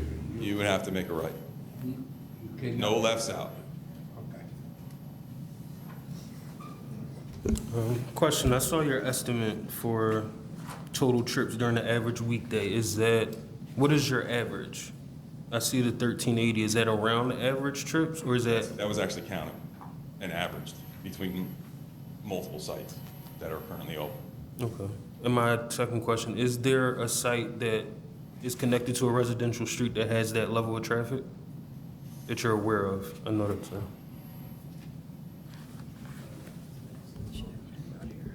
Well, the one that you started in Jersey. I mean, so of the 7 brews that we counted, like that 1380 is an average. So, I mean, they're very similar. Most of them are very similar in trip generation. I would say probably his, what was it, Sicklerville? Clementon is probably similar. I mean, there's only like 15 open in Pennsylvania right now, so I don't have actual numbers on individual, scenarios. And you said that traffic that's going southbound on Edgemont Avenue can make a left-hand turn to get into the property, is that correct? That's correct. Oof, that's gonna be a nightmare. I wouldn't do it. Yeah, I wouldn't do it. That's a really busy intersection with a lot of people trying to make a left-hand turn on the Brookhaven Road from Edgemont. No, I know, I've watched it. Yeah. The light has a turn. Yeah, I understand that, and that's the lane that they're gonna have. They're gonna let you. So you're gonna have people in that lane turning left to get onto Brookhaven Road and to get into this property. Oh, yeah. They're gonna let you make the left turn from the left turning lane into the. Yeah, that's the left turn. Just be careful not to speak over each other because the court reporter can't take notes of more than one person at a time. Can I say something? Yes. So what you're saying is if you're gonna have to be in the left turn lane to get on Brookhaven to get into this entrance. Correct. So anybody that wants to go into that entrance is gonna be in that lane, which is already backed up halfway up Edgemont Avenue a lot of times. So, So we kind of split the traffic between making the left in front of the site and also going up to Barlow from, what's that road? Ridge, yeah, thank you. the other thing I wanted to ask you is, the pickup point for what you're purchasing, is that under the canopy?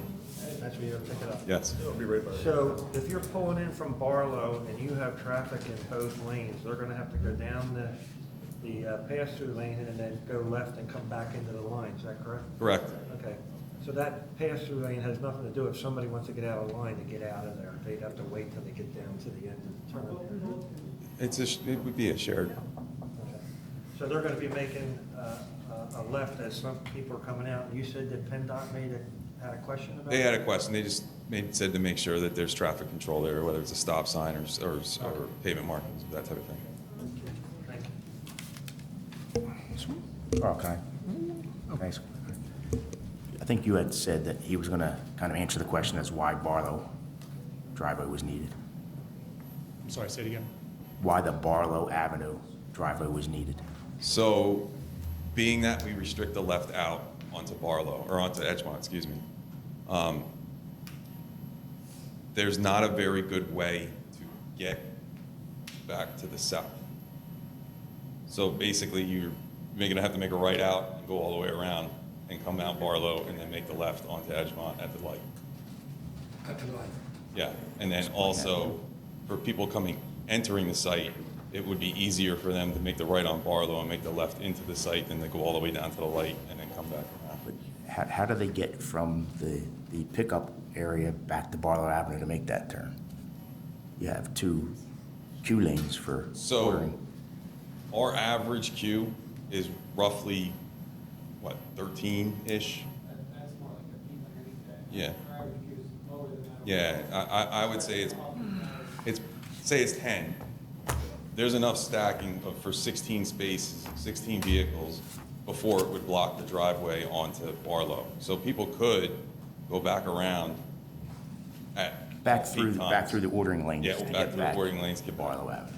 The only thing with that is that you have to cross 2 lanes to get to the turning lane to go left down on Edgemont. So that's a pain, because I have to turn out of there to go to my house.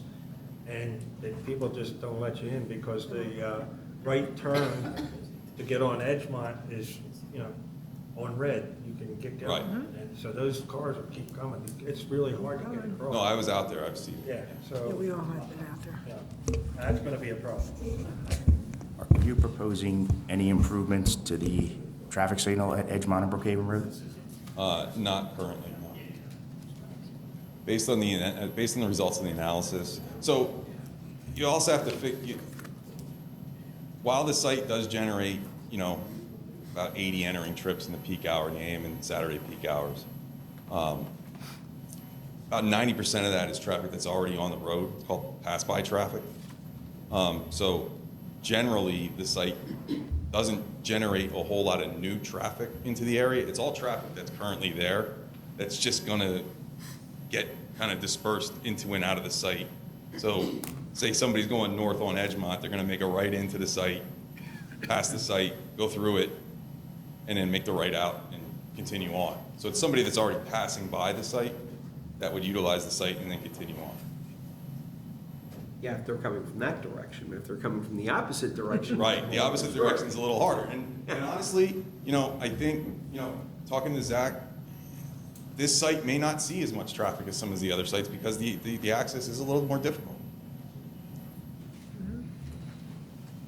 Would you be able to optimize that traffic signal as part of this? Yeah, I mean, as part of the analysis, we have to show optimized timings because we can't consider that an improvement because anybody can go optimize the timings at any time. But yeah, so I mean, anyway, based on the analysis that we've done, we look at the existing conditions, and then we look at future conditions without the site, which adds background growth traffic, and then we look at future conditions with the site. And based on the analysis, the signal itself operates very similarly with and without the site. So we're talking about like a second difference of delay overall. Did PennDOT respond to your request for a do not block the box? They didn't comment on that, but basically what we're doing is we're currently addressing the comments. The next step is to schedule a meeting with PennDOT and have a discussion to go through everything.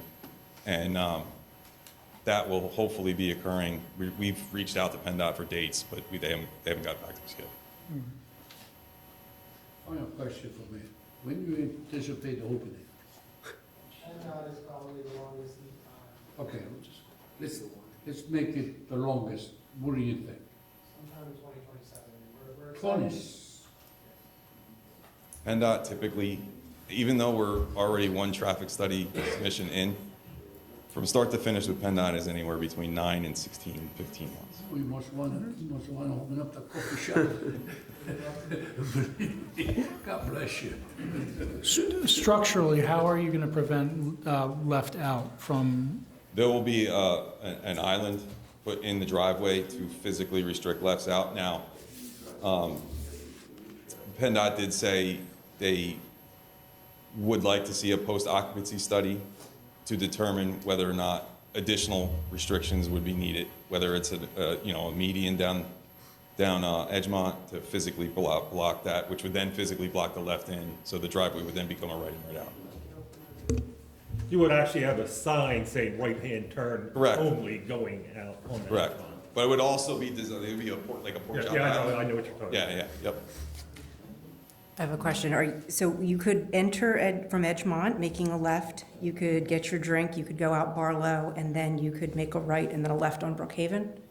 Is that right? Correct. You can do that? Yeah, as long as there's not backup on the queue. Turn only off of Barlow or Brookhaven. Oh, I thought you were saying, Yeah, I'm thinking in terms of the folks that are actually on Edgemont intending to go left on Brookhaven Road. going up that way? They won't be able to make a shortcut, grab coffee and... Right. But as well, if you're trying to get coffee and also make a left on Edgemont, I don't know how you would actually do that. You wouldn't. You would not? You wouldn't. Okay. Somebody that So you, yeah, you'd go around. Somebody that's coming from Wallingford, how's he gonna get out of there? I mean, there is, that's the movement that we don't have covered. And again, that's one of the discussions we had earlier, is the fact that we don't have that movement may limit the traffic to this site a little bit, which is very possible. I mean, look, if it's not convenient, people are gonna go. And there's not the entrance to come in from Brookhaven Road anymore. Right, there's no entrance. Now there's an apron to go No. into. The only way to get in would be from, like, Plan Top down, make a right in, make the left in. Good luck. And you could also make the left in here, but I don't know why you would do that if you could just make the left in or to make the right in right there. Good luck with that.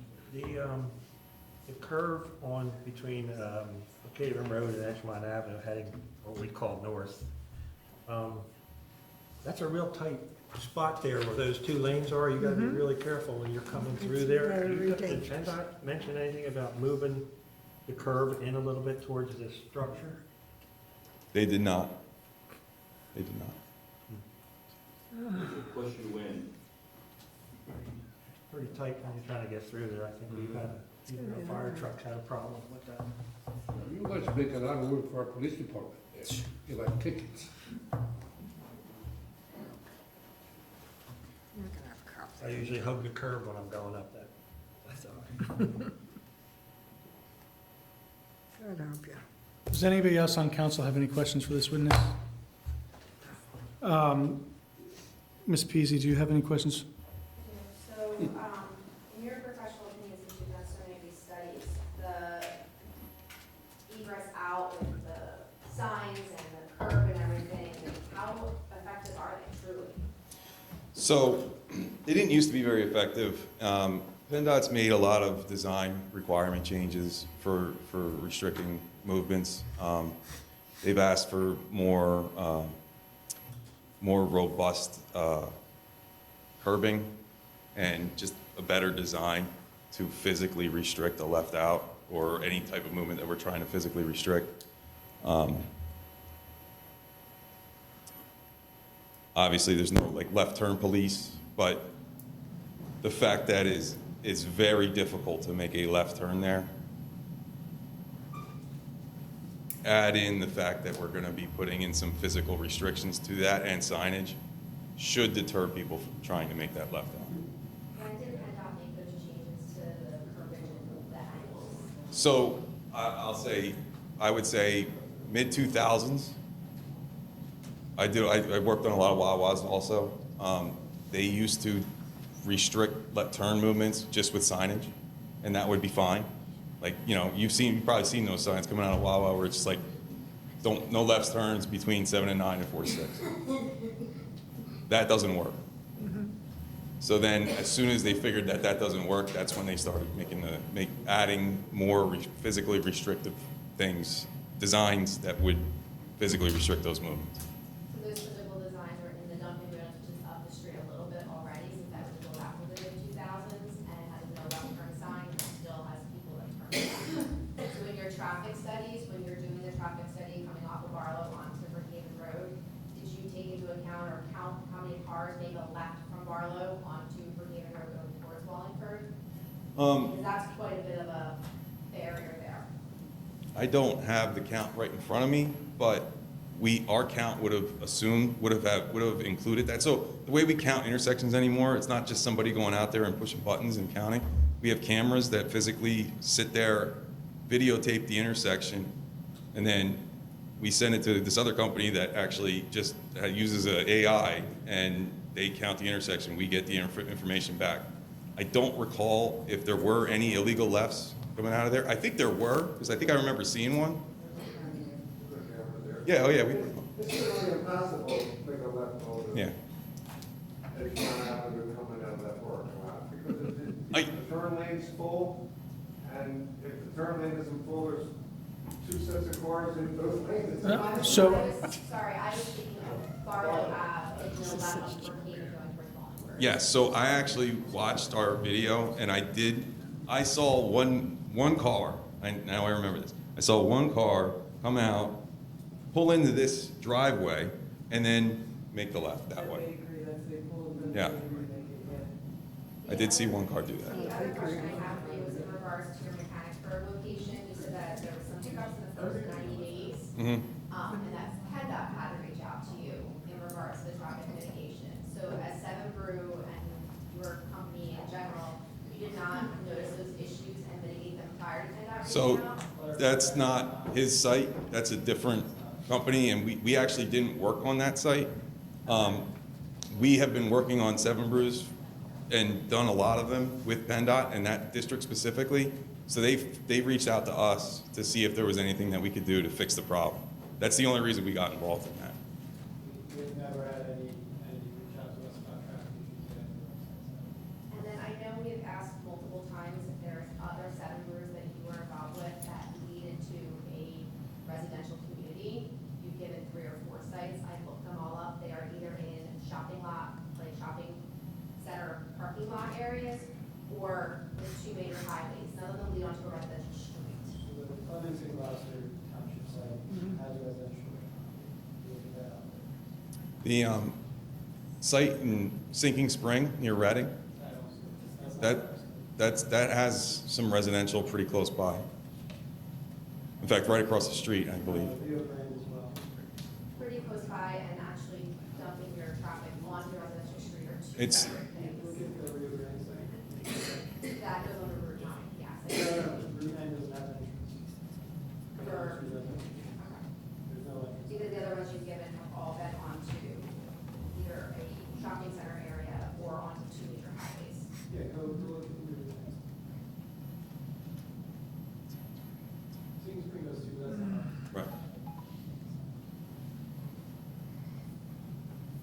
I think that the only last thing I really truly need to say is that I really feel like that there's already a documented issue. This is for council and the police as well. A documented speeding issue on Barlow. There's a risk to the children and the residents on that street. And while you say you only have 100 and some odd people a day, that is an increase in cars and traffic within that road. So the risk to the community, I believe, is higher by putting this in the way it's designed. I mean, we can work with the borough to see if there's any type of traffic calming measures that we could implement along Barlow, along Ridge. I think Zach would be willing to offer that. There's different things you could do, whether it's a speed hump or some sort of traffic calming measure that would slow the traffic down along Barlow and/or Ridge. Pete, is that a common element toward land development approval that we would continue to work with the borough on Yeah. the traffic flows around the site? We're just dealing with the use, and although the use, traffic is part of the use, but it's not the use of the site. Traffic would be controlled during land development, is that correct? That's correct. And we would continue to work with the borough. The borough would review the impact on Barlow and could ask us for a speed bump or something to that effect, is that correct? That's correct. And that would be implemented as a condition of approval in our land development approval? Correct. Okay. Given that move back the highway occupancy permit from PennDOT, will that be public record as well? I believe so, yeah.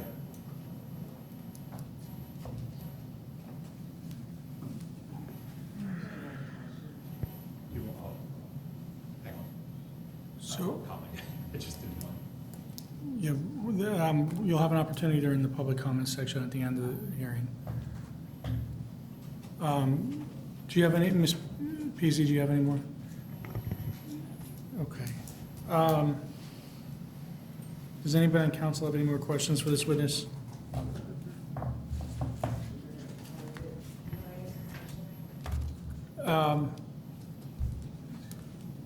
You're not a party, so just at the end, they'll let you. Okay.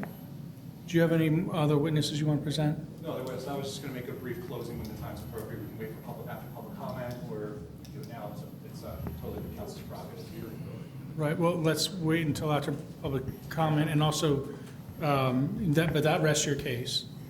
I have no further witnesses for this evening. No. Okay. Ms. Peasy, do you have a plan to present any testimony or call any witnesses? Not, no. Like I said, Okay, are you requesting an opportunity for a second hearing at which you would present witnesses? The same question for you, Ms. Berkheimer. Are you requesting another hearing for additional witnesses? No, but he did have me very concerned about coming down Ridge and then Barlow. And I live on Barlow Avenue. I know they're gonna come out of that coffee shop. When they see that traffic on the Cleveland Road, they're gonna come down Barlow and go back up Ridge again. It's a nightmare what's gonna happen. Okay. Why don't we,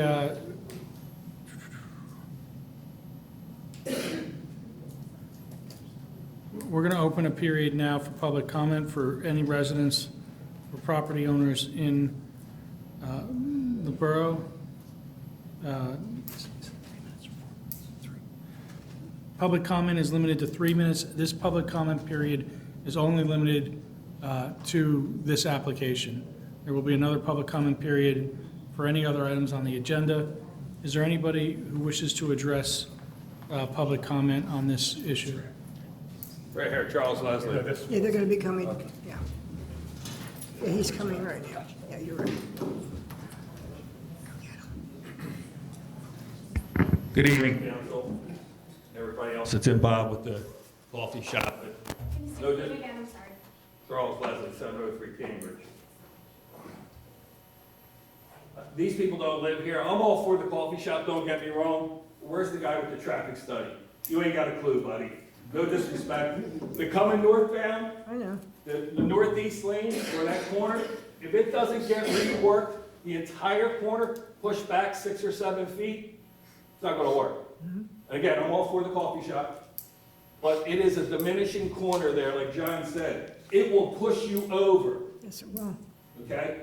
We cannot get a fire truck and a car up that lane. They did that back in the early 80s, and it's never been right since. We can't even get a fire truck and a car there.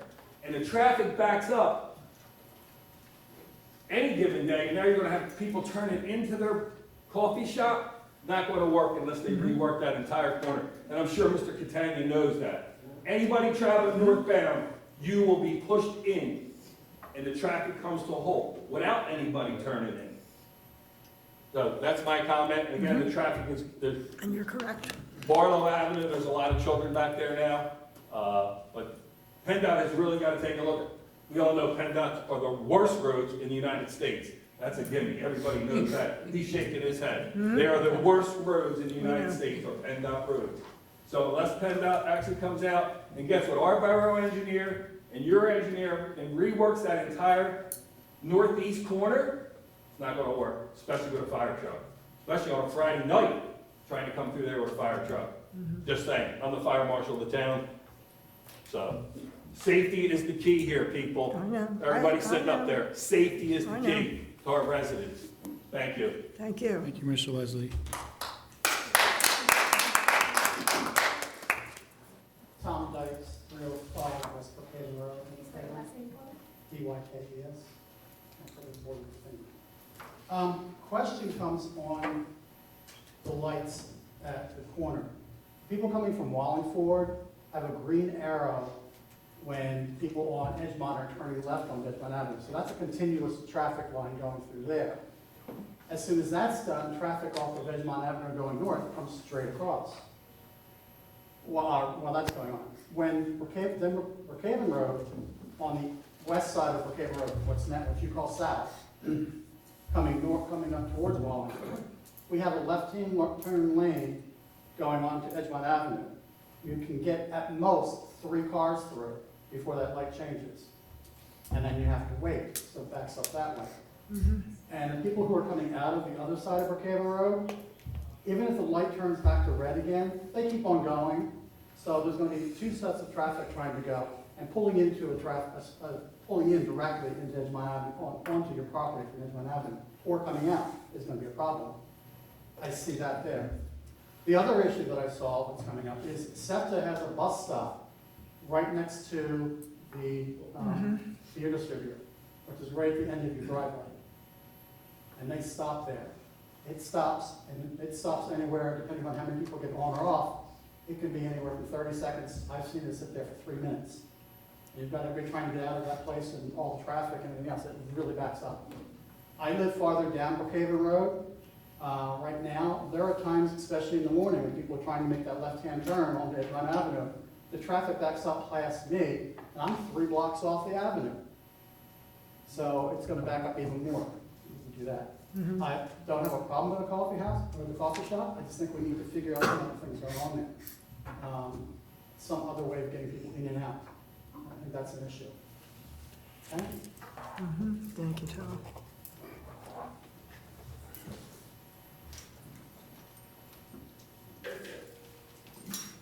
Good evening, council. Good evening, everyone.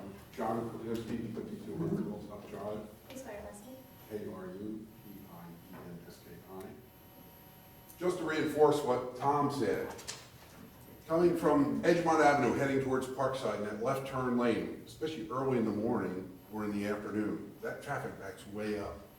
So now you're going to try and make people making a left turn off of Edgemont Avenue into the coffee shop, while people are coming off of Brookhaven Road on the right turn, or coming off of Brookhaven Road this way, making the left turn.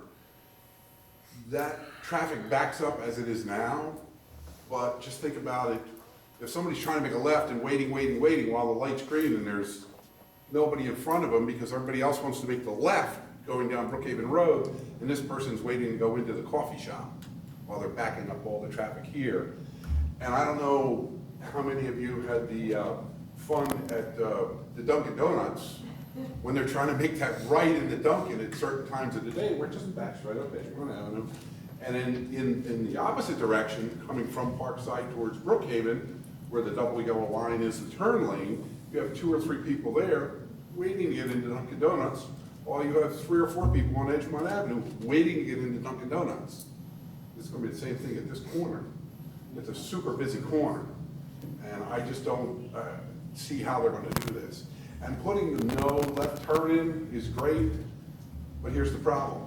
They have no left turn at Dunkin' Donuts. I may know someone who makes a left turn out of there once in a while, because that's the direction they're going. Unless you put something that they can't drive over, somebody's going to make that left turn out of there. People are going to make a left turn to get out of there. They're not going to go all the way up and around and come back around to get to the direction that they're going in yet. That's what I see is wrong. Other than that, a coffee shop would be great. Thank you, everyone. Thank you.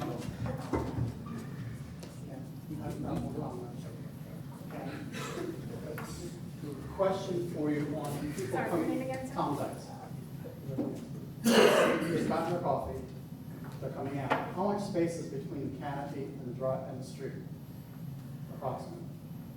1 car length, 2 car lengths?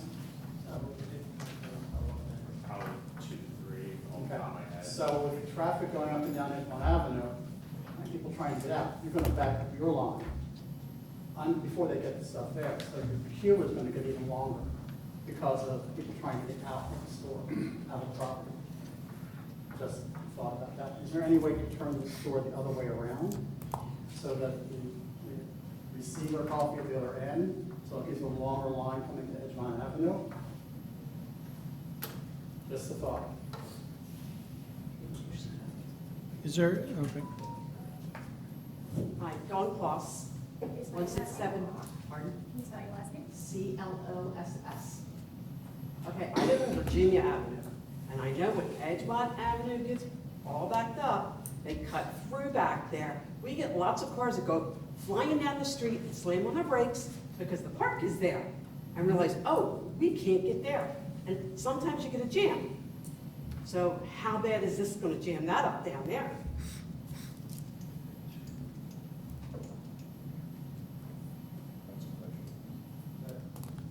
Oh, well.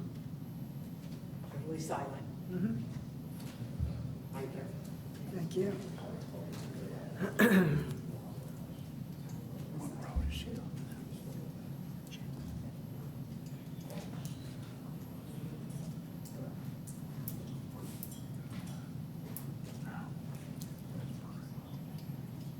Hi, my name's Donna Zelke. I have worked at that location for 15 years.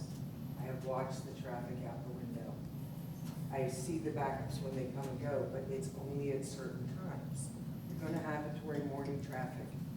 You might have it in the afternoon. I leave at 4:30. When they're making the left, I know I can go. I know Bill has pulled out right behind me. We have no problems getting out. I think if you couldn't make a right off of Brookhaven Road onto Edgemont Avenue, that it would stop all that, because I know how to work the lights. I come from the other side by Walgreens, coming in the morning, come down and I pull right into Rebel. I've been doing this for 15 years. There's 5 commercial lots there. It is zoned commercial. I know that behind me, there's the hairdresser. They're commercial. The bakery was commercial. Remember when the bakery was going out? Channel 10 was there because everybody wanted the, I don't know what there's, pierogies or something. Traffic can come and then it can dissipate. I think that it's going to be fine. I think there is some little tweaks. As far as making the left into there, I would say no.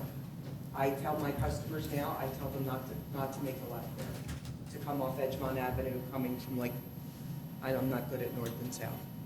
But I've watched it, I've seen the accidents, the police have gotten my cameras from the accidents. If it's put in properly, it's gonna work. But then you have to remember too, there is some residents, there's 2 residents on Barlow. There's 2 residents right there before the stop sign. They're all commercial. We're all a commercial property. You have to give some detail to that. There's now, what, 7 smoke shops? You can't even compete as a smoke shop. So what do we do with the property that we bought? We're trying to give the community something good. You know, we could have rented it to another smoke shop. They wanted the house and everything. We're trying to do good for the community, so like, take that into consideration. I think it's an upgrade. And as far as the traffic patterns, I think they could be like worked out. Thank you. Donna, can you spell your last name for me? C-I-E-L-A-D. Is there anybody else for public comment?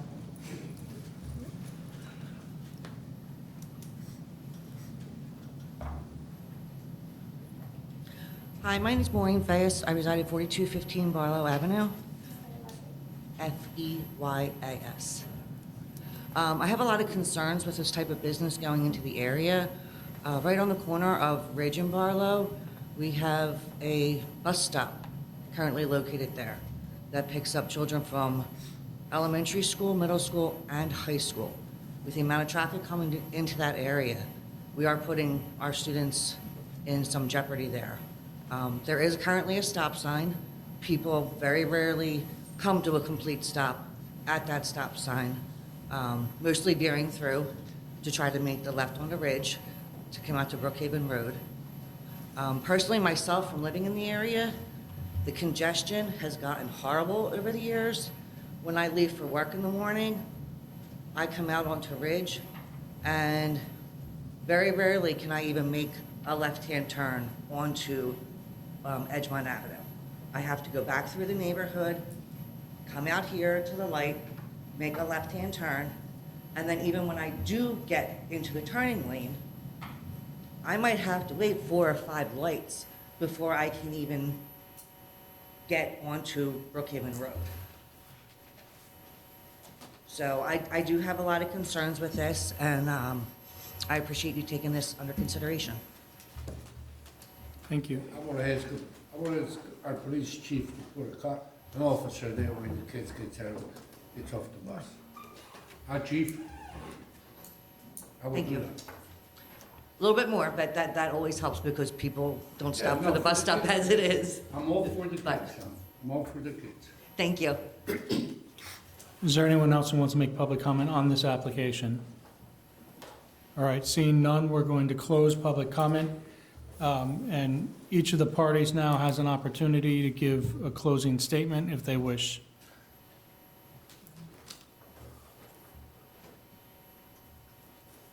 So first and foremost, members of Borough Council, thank you for your time tonight.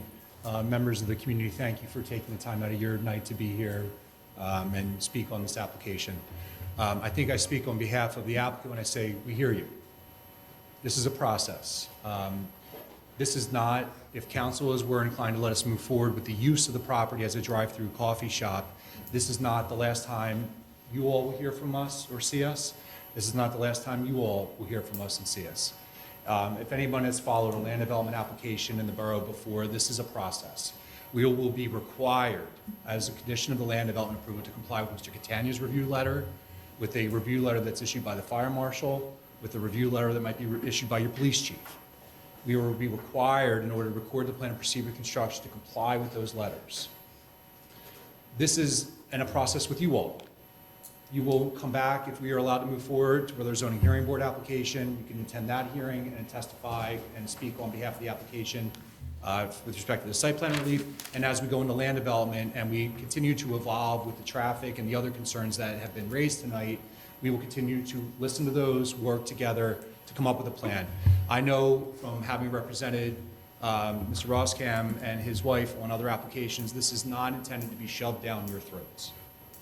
We are partners in this community. We want to be partners in this community. We hear you. It's a tough use. It is. It's a tough site. Any use, any drive-through use here would be a difficult use here. The key from a legal perspective is, are what we're proposing greater than what you would expect from a similar use? That is what conditional use is to be measured against. And while traffic is not a specific requirement for a conditional use, obviously we were not going to come in here tonight and say, we'll talk about that in land development. Hold your questions, right? Because you all took the time to be here tonight. We wanted to tell you what we're thinking about, and we will continue to work with you on that. But from a legal perspective, it is a contemplated permitted use of the property, and subject to any evidence from the objectors that says, this is going to create a greater harm than what you would normally expect. It is an entitled use, but that does not mean the project is approved tonight. It means we can move forward. We move forward to the zoning hearing board in June, and we move forward in land development, which would require us to go before your planning commission, any other advisory boards, and then back before Borough Council for a presentation on the land development application, where we will have further, we'll be further along with PennDOT.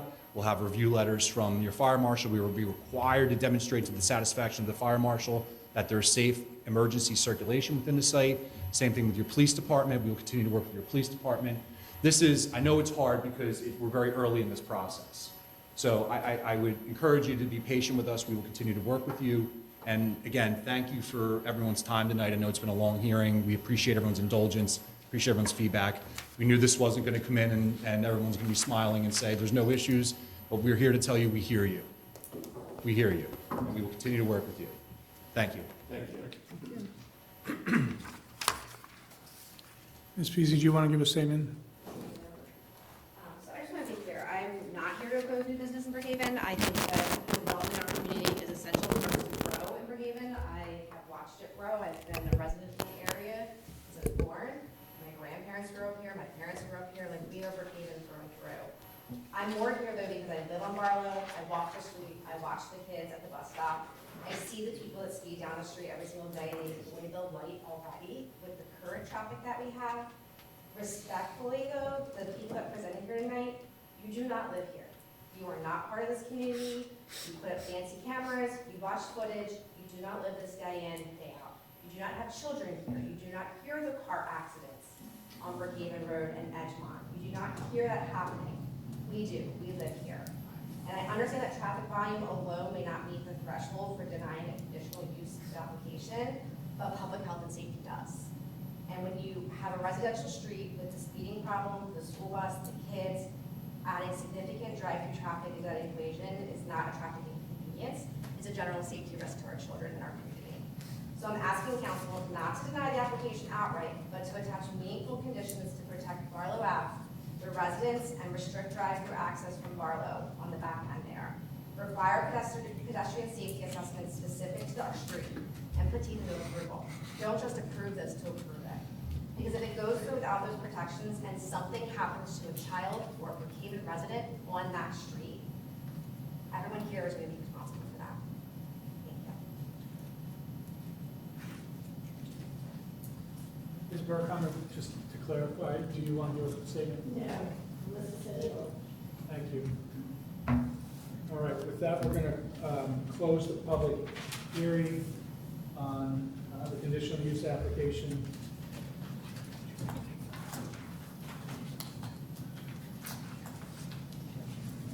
Council at this point is going to recess briefly.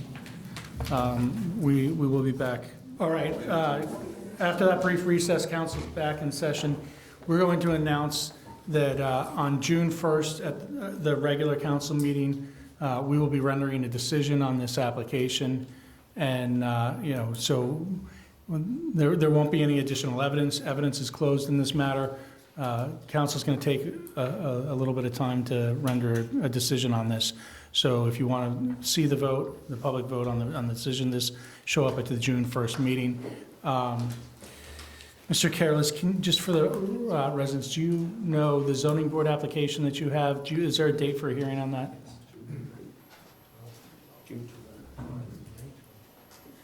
There is. I received a letter from the solicitor, and it's the June hearing. I don't remember the specific date off the top of my head, but. Okay, so June 9th, the June hearing of the zoning hearing board will consider their application for variances. If anybody's interested in, presenting or attending that, it will be here at 7 o'clock? Yes. Yeah. If I could, the borough has my contact information. If any resident has a question about the zoning hearing board application, they can feel free to reach out to me and getting information on that and understand it. So, Mr. Willard, I guess you could feel free to share my information, or if anybody wants to, I'm happy to share my card and my contact info. Okay. Thank you, Mr. Careless. Thank you. Okay, at this point in time, we will resume the May council meeting. And I'd like to open it up to first public discussion. Anybody for first public discussion? Please approach the podium, state your name and address, and you will have 3 minutes. My name's Lynn McMonagle. I live on Cambridge Road.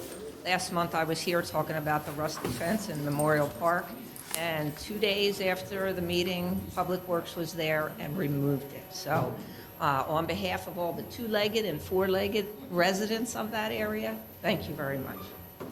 Thank you, Lynn. Yes. Do we have anybody else for first public discussion, please? First public discussion.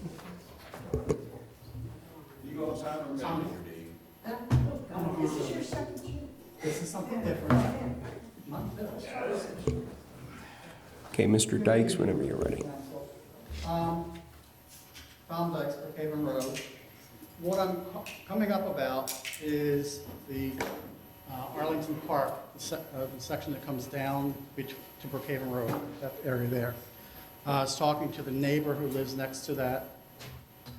The back neighbor behind them apparently had come up to the Borough Hall to ask about what's being done with the hedging between their properties and the park property, because it's park, the hedge is on park property. Apparently he was told the borough knows nothing about it. I know we discussed it at least 2 years ago. We talked about with Dave Evans. We were told at that point they were waiting for the bush hog to come in because the hedging has so much poison ivy. They needed something to be able to pick the plants up and rip them out of the ground and put them in the dump truck so no one could touch it. I know the bush hog was purchased last year, or received last year. Nothing's going on. So that's the first question with it. The second question that I have relates to the same thing, is checking on borough ordinances, live fences, which is basically what this hedge is, are only allowed to be 6 foot tall. That hedge in there is sometimes as much as 10 to 12 feet high in the area. So right now the borough, and I realize the borough received that property in 2022, 23, I think it was. And the ordinance was changed back in 17. So technically it would be well, it's not really grandfather because the borough just took it over. So they would have to bring it up to code. So if there's any possible way to remove those bushes, the neighbors would like to have that done. Because they're right on the line, and they grow over the yards, and it's a mess. So if we can get that with Dave. I have spoken to their name, Davis. Yes. And I've spoken to Public Works about it. The Public Works cannot go on their residential property. They can access the one side of the bush, it's on the Arlington Park side, but they can't go. Right. It's up to the resident But to maintain that side of the hedge. the entire hedge, though, is on the borough property. It's not one of these where the hedge is, like this is a line. But it's grown into their yard, and they can't access their yard. The side is growing in, but the height can be taken care of on the park side. Well, I was speaking to them, and they said they would address the park side of that bush. And they did some last year, and they straightened it up. So they edged it on the park side, but they didn't lower it. Okay, I'll follow up with them again. But can you find out the status of removing all that hedging and doing that? And also, they were talking about. From what I understand, according to Public Works, they're saying that that bush is on their property. Well, That's what I know the front neighbor that it's not. The front neighbor, that the hedge is completely on the borough property. So I'll have to follow up again. Okay, thank you. Thank you. Anybody else for first? Okay. Okay. Charles Leslie, 703 Cambridge Road. I think I speak every year about it. Baseball season's here again. Got parks up there. I've been elected by the people on Cambridge Road and some people on Marshall Road to come and speak on their behalf. People run late into the baseball field. They don't even touch the brakes, chief, at the stop signs.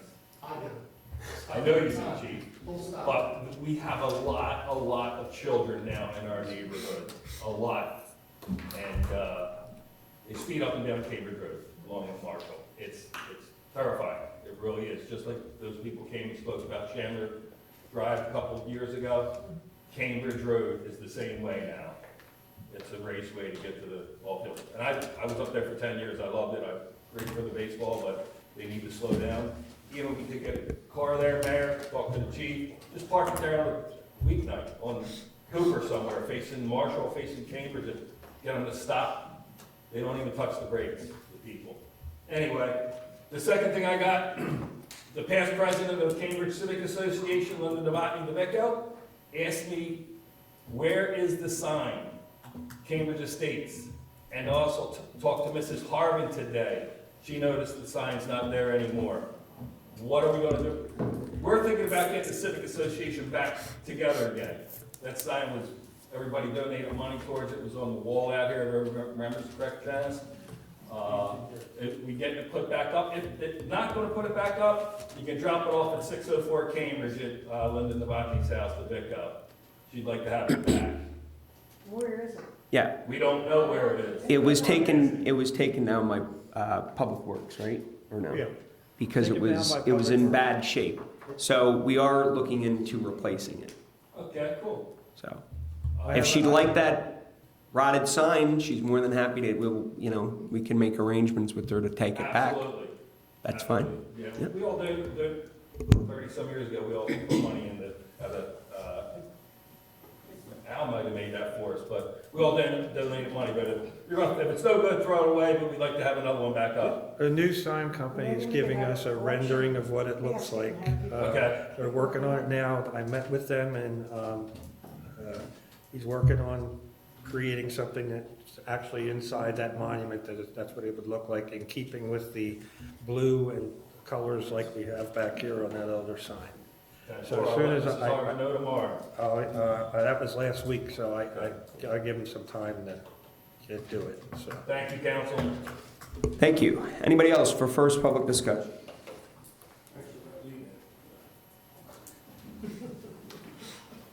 And say that in a comic book because I got something positive to say about Brookhaven Baseball League. My name is Chris Sullivan, owner of Service Home Repair. I live at 817 Adams Drive. I am just to start off with, I'm a 57-year-old man that had a baby, and he's now 7 years old. And I didn't have this chance with my first son. My son now is involved in the Brookhaven Babe Ruth League. That baseball league means a lot to me. As an older parent right now, I never thought there was so much community up there. And I'm just going to leave it at that. But it's very touching, and I'm really involved with it. It's more than baseball. It means a lot to a lot of parents. So I'm just going to cut to, I am a contractor, and I do my specialty is service and repair work. I've had companies in Philadelphia that I maintain and service, and I've had Dairy Queen, all the northern Newcastle and Brookhaven and Aston and the Drexel Hole location I service and maintain. I look at commercial properties. Our family's on 3309 Edgemont Avenue. Now my sister has that, but I still take care of all the issues with that. So when I was at the field the other day, I noticed that the building is dilapidated. And I didn't like the sight of it. From what I'm getting, about 500 to 800 people on the weekend from the community and from Parkside and family members go up to the field. It's an embarrassment. And I just looked at it, and the first thing that comes to my head is, that's gotta be fixed.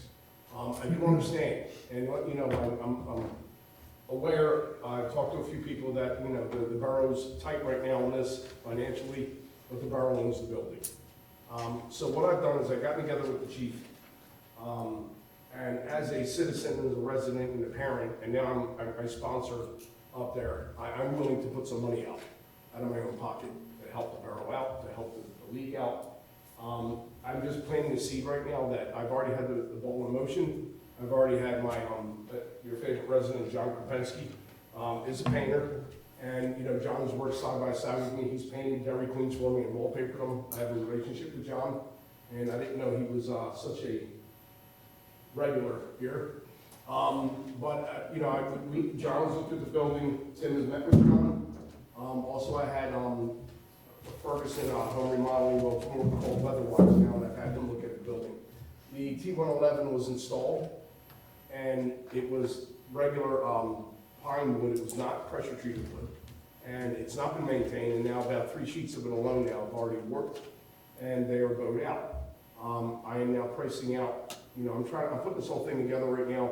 I'm working with John, working with Tim, and the better option may be to side the building, and you'll never have to worry about it again. You can go up there and maybe paint it, but you're gonna have to paint it again in a few years. You have to keep maintaining the building.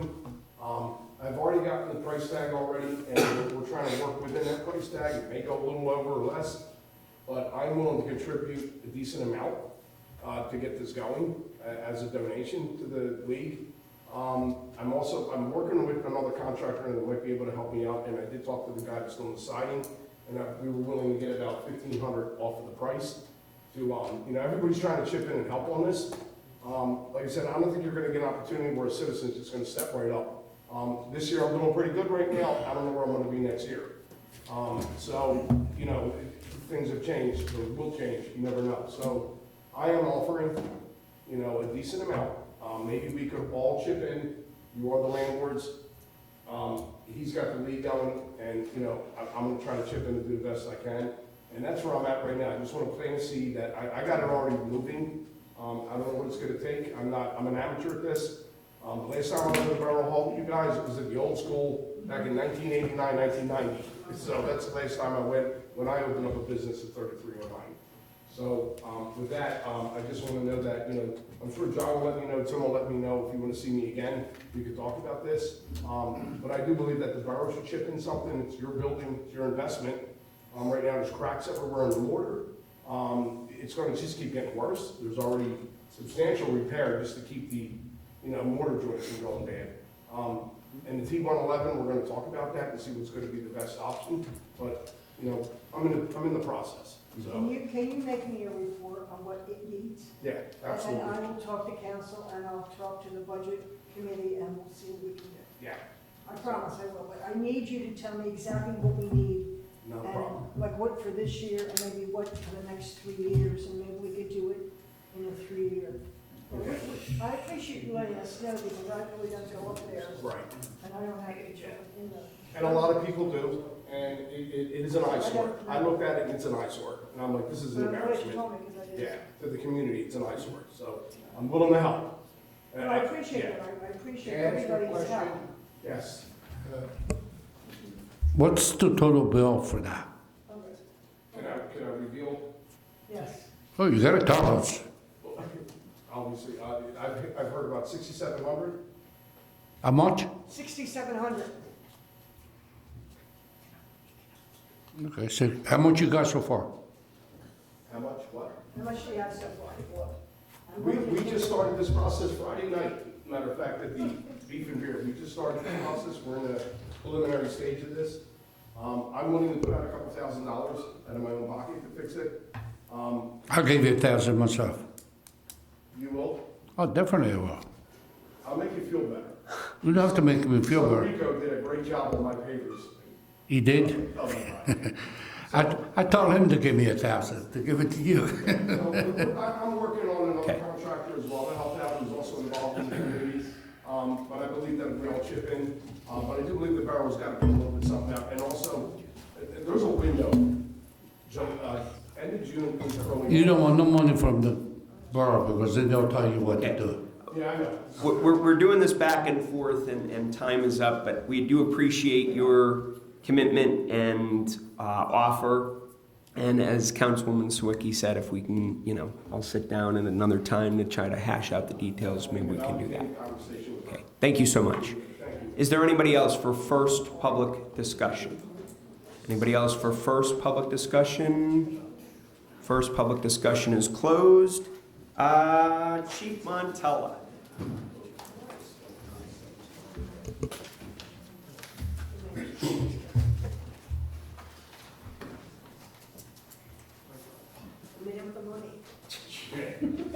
Okay, we're gonna get that out of you, Janice.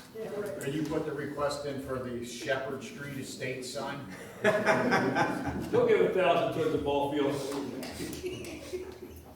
Good evening, council. Good evening. You can't take all your money with you, remember that. Yep. Empty. That's why, you can't take it with you. Baby in a lot of pockets, it is. I'm just gonna give it a brief kind of report tonight, just to speed up some time here. I know everybody's been here a long time, so. Our fire report for the month, 44 fires we went to. We had 207 calls for service. No loss, no injuries for the month. That was a good thing. 44 calls, 9 firefighters per call, 470 hours, 2,143 for the year. We had 4 training sessions, 19 firefighters, 114 hours of training, 775 hours of training for the year. I'm going to abbreviate on the calls. I'll just give you the calls in Brookhaven and not where we assisted. It'll be part of the report when it's turned in. So in Brookhaven, we had 3 accidents with injuries. We had one at Dutton Mill and Marianne Drive with a vehicle overturned with injuries. We had one at 4898 Edgemont Avenue with injuries. And Edgemont and Coburn Boulevard, we had one there with injuries as well. Just jump down here, skip that other stuff. We assisted Brookhaven Fire Company worked with Sun Valley and Riddle Hospital and Aston Township on a mock crash for the kids going to the prom, which was a really good thing. They focused their topic of their mock crash was distracted driving for the kids. I thought it went really good. It was a nice event for the kids to see that stuff, and hopefully that kind of stuff prevents any injuries when the kids were going to proms. Our training was hose line advancements, pump operation, and ground ladders. Also had the fire company had a very successful coach bag bingo. I thank everybody that came and supported us for that event. It was a huge success. We participated in the borough's baseball, softball opening day parade. That's kind of abbreviated for fire. The ambulance, I'll give you that for the month of April. 193 ambulance calls, transported 137 people to the hospital. 132 of them were dispatched ALS, 61 BLS, and the ambulance responded to 761 calls for service so far this year. Yes, and don't forget your ambulance subscription, right? Just received that. Is that it? Thank you, Chief. Yep. All right, Chief Havoc, police report.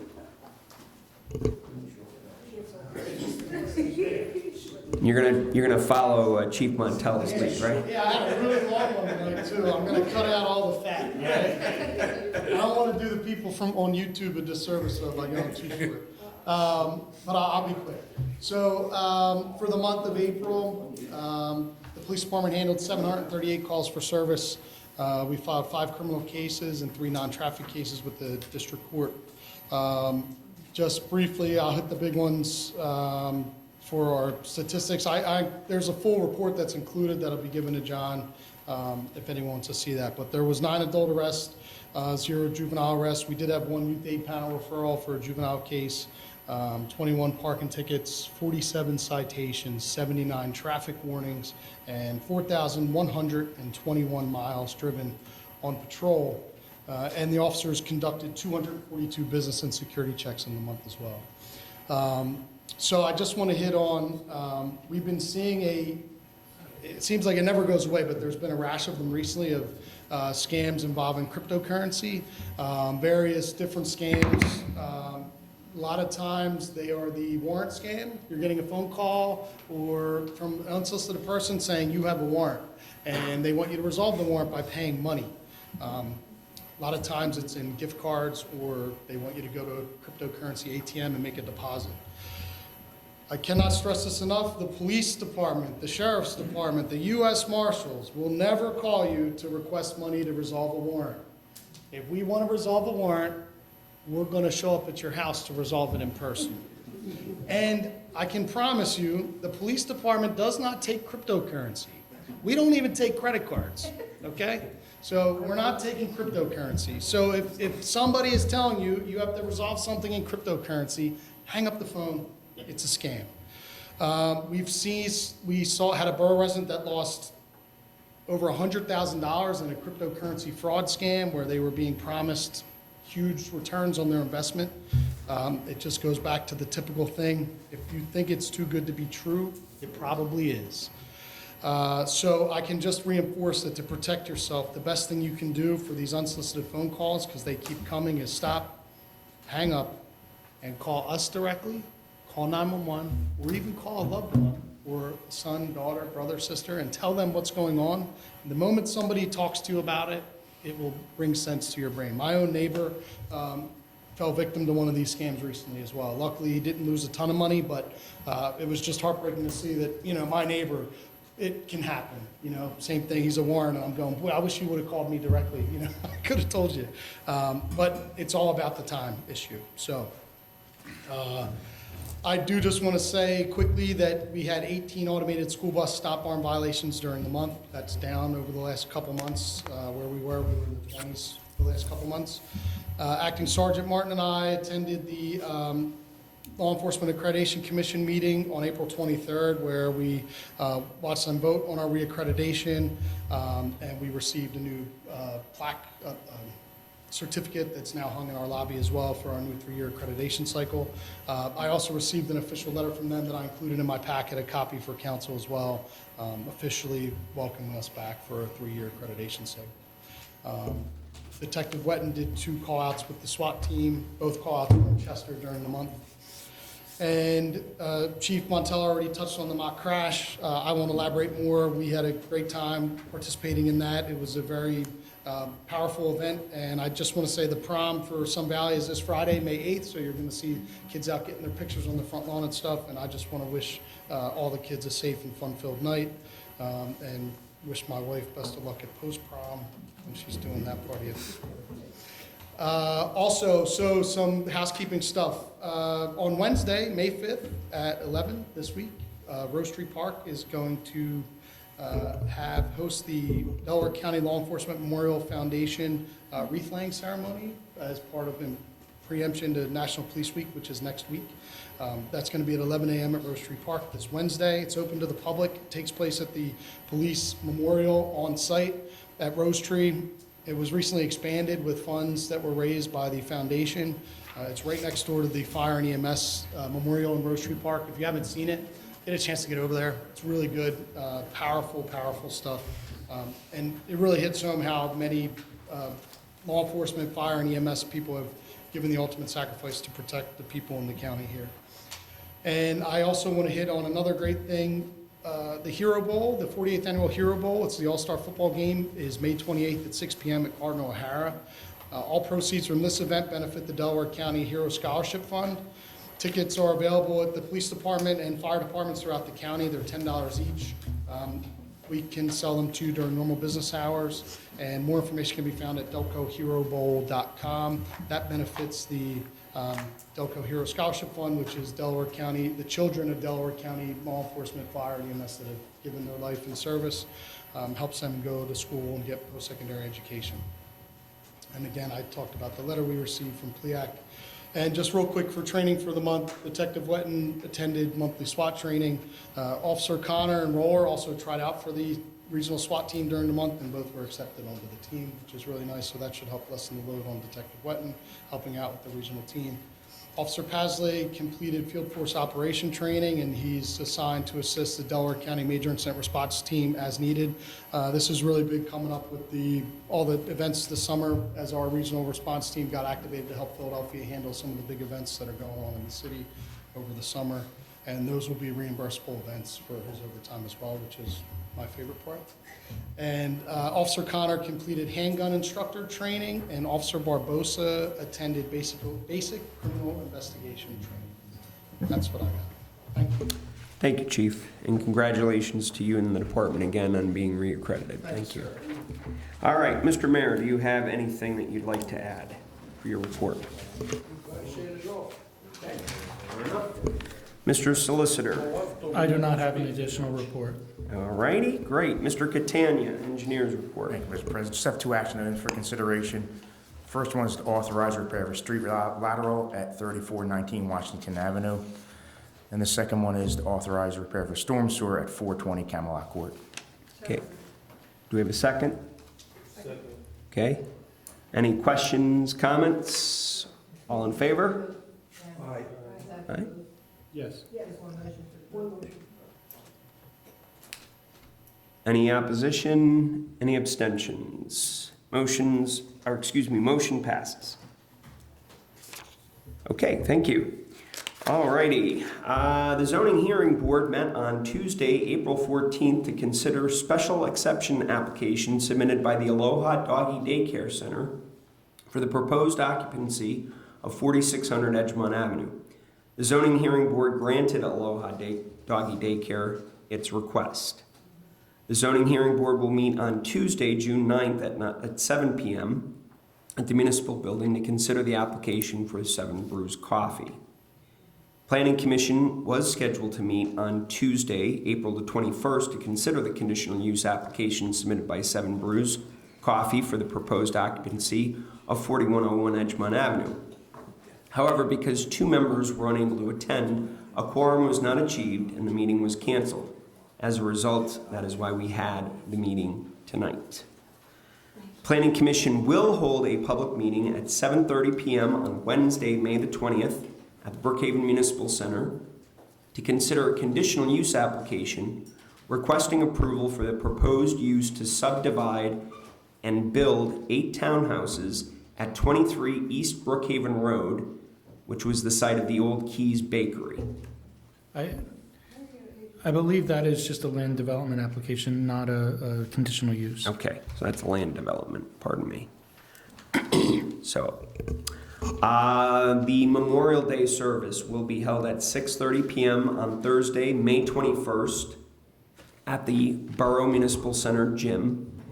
We invite all residents to join us as we honor our nation's fallen heroes. An executive session was held at 6:30 prior to the council meeting to discuss personnel matters. I would also like to discuss that one of our PSFOs has submitted her resignation effective at the end of the month. We will be posting an opening, and we're looking to have a new person hired for June 1st. That's a public safety fire officer, right? Yes, pardon me. Sorry for the acronym. It's right. Public Safety Fire Officer. So would be working hand in hand with Mr. Montella. All right. Can I get a motion to approve the April 6, 2026 council meeting minutes? Second. All those in favor? Any opposition? Any abstentions? Motion carries. I'd like a motion to approve the vehicle usage policy for borough-owned vehicles and personal cars used for borough businesses. Any questions or comments? No? Okay. All those in favor? Aye. Any opposed? Any abstentions? Motion carries. I'd like a motion to appoint Mr. Kurt Meyer to the Planning Commission with a term ending January of 2029. So moved. Second. Okay, any questions, comments? I thank Kurt for stepping up. All those in favor? Any opposed? Any abstentions? Motion carries.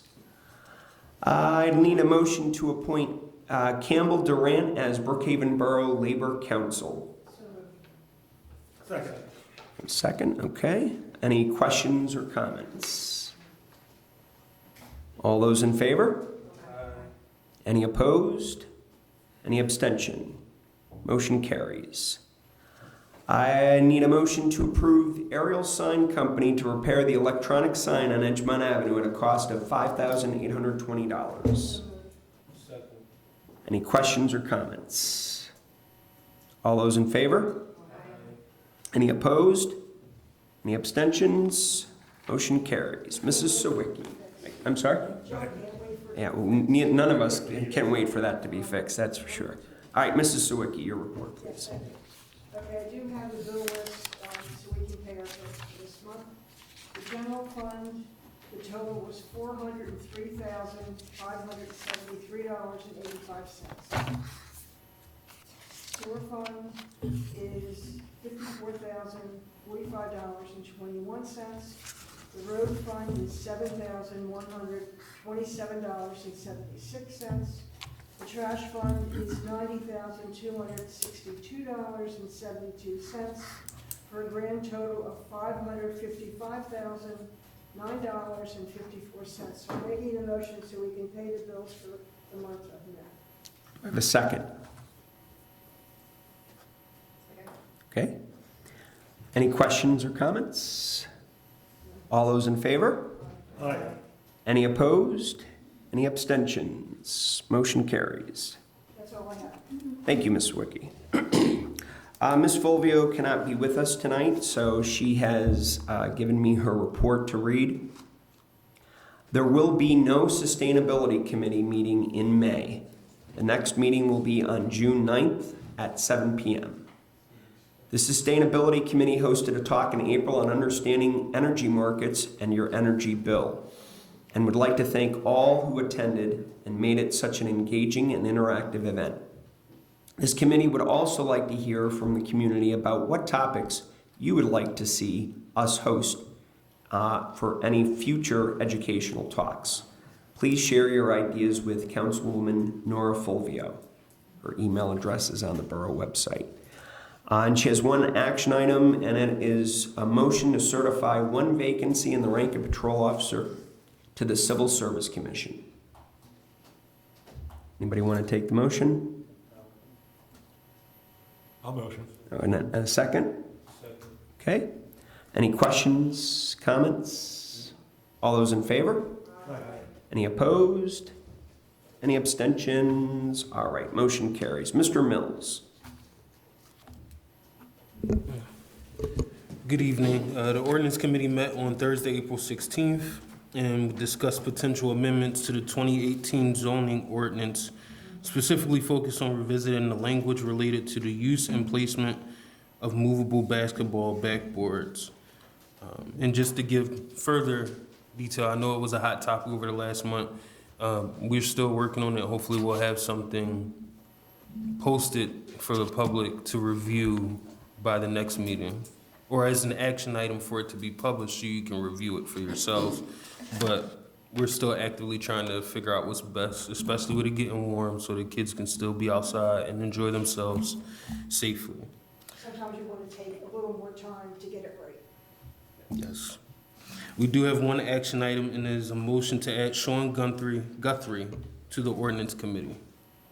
We have a second? Second. Any questions, comments? All those in favor? Aye. Any opposed? Any abstentions? Motion carries. Thank you. Good add. All right, Mrs. Zimmer.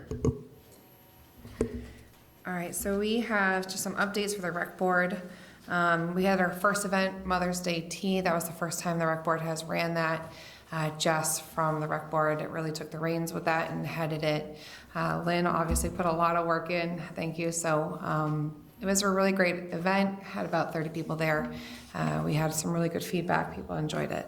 So we're excited for next year, have some revisions we want to do, but it's an exciting ad.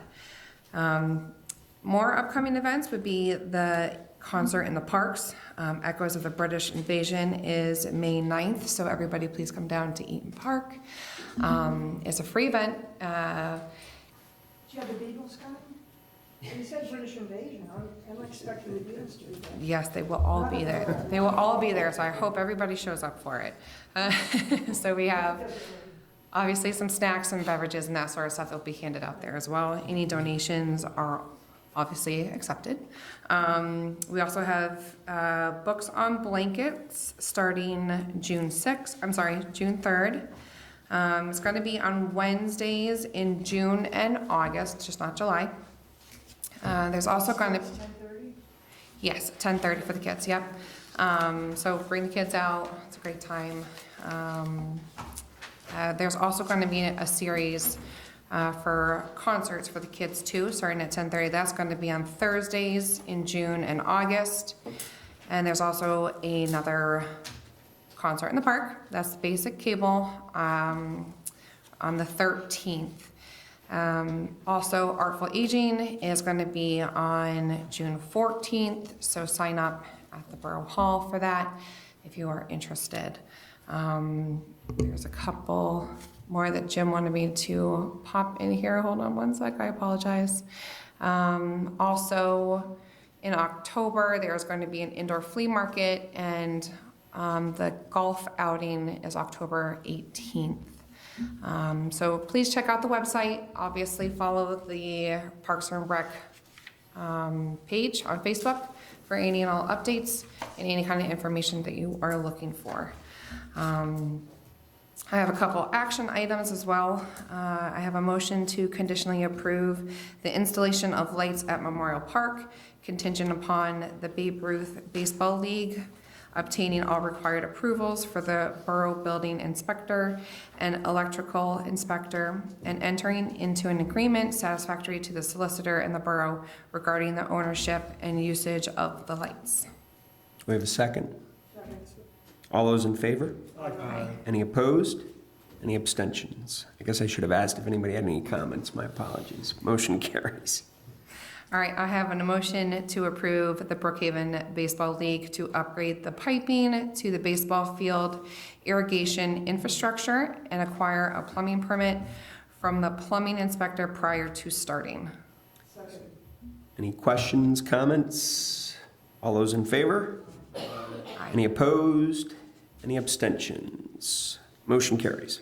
I also have a motion to approve a resolution to authorize the DCED Greenways Trail and Recreation Grant. Any questions, comments? All those in favor? Aye. Any opposed? Any abstentions? Motion carries. All right, that's the end of your report, right? Okay, thank you, Ms. Zimmer. Ms. Hess. I have a few updates from the Technology and Communications Committee. We are working on an agreement with our video production provider. The current arrangement is informal. We have a draft in progress for review for next month. For the digital and social media policy mentioned last month, it's on hold pending coordination with police union requirements, so we just need to make a few adjustments before moving forward. And then regarding our communication channels, there's an ongoing effort to inventory our platforms and secure admin access and understand our existing contracts and ownership across all of our communication channels. Just wanted to give an idea to everyone, all of these communication channels.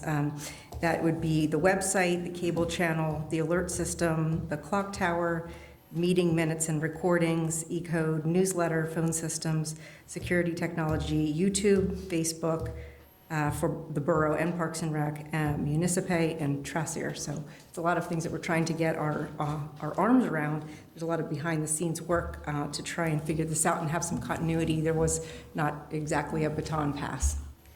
And then some work with the condo and association liaison work. I've started reaching out to the property managers of the condos and the associations in the borough.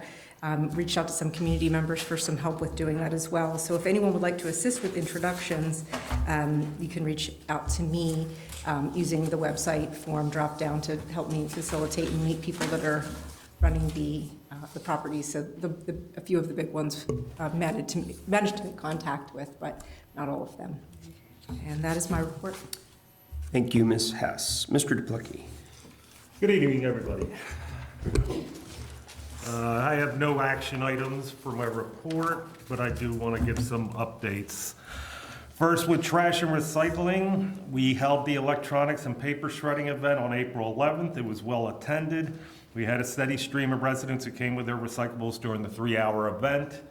I'm happy that we're getting the electronic sign fixed. That people tend to pay attention to that electric sign out there for information, and I like to advertise, the trash and recycling events on there. So I think with that down, it slowed down some of the flow of people coming, but hopefully it gets fixed and we can use it again. The next recycle event is scheduled for November 14th. Same thing, electronics and paper shredding. I want to thank a few people that came to the past and helped me out with the trash and recycle event. A few of them are here. Lynn McGonigal, Joe Houghton, Tom you showed up to, and Ginny McKee all gave me a hand on the recycle event. So thank you very much for helping out. And here we go, it's Memorial Day at the end of the month, so there will be no recycling pickup after Memorial Day. That would be Wednesday, May 27th, so keep that in mind.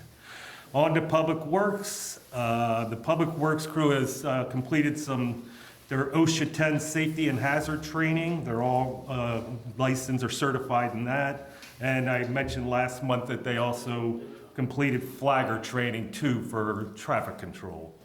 Branch and limb chipping started today and will continue on Wednesday the 6th, Friday the 8th, Tuesday the 12th, and Thursday the 14th.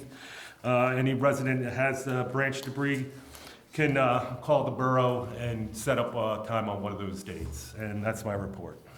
Thank you, Mr. Duplicki. Mr. Leslie is not here. Okay. That opens the floor for second public discussion. Anybody for second public discussion? Hello, everyone. Jessie Havoc, School Lane. I just wanted to touch on something that actually my husband brought up. This Friday is Sun Valley's prom, and we are hosting post-prom at the high school after. I'm sure many of you have seen our social media posts, our fundraising. It's a big project, big undertaking. I just want to say thank you to Harry and the Borough Council for allowing us to host our bingo here. We did hold that in February. It was very successful. Many of the residents came out, helped us, supported us. We would not be able to put on post-prom without that support. It was awesome. Several of our businesses in the area also sponsored and gave us donations and everything to host that party. For those of you who don't know what it is a party to congratulate the seniors, but it's also a draw to get kids there rather than going out and drinking and partying and driving around doing craziness. So I just want to say thank you, and there is a public walkthrough at the high school on Friday from 9 to 10:30. The theme is a secret. Our seniors don't know, but if you show up that evening, you can see what your fundraising dollars have done to support it. It's very cool. We had a very small group of people that were stepping up to put the event together, but we're small but mighty. We got it done. So thank you, and hope everybody has a good time at prom on Friday. Thank you, and thank you for your efforts for the students. All right, anybody else for second public discussion?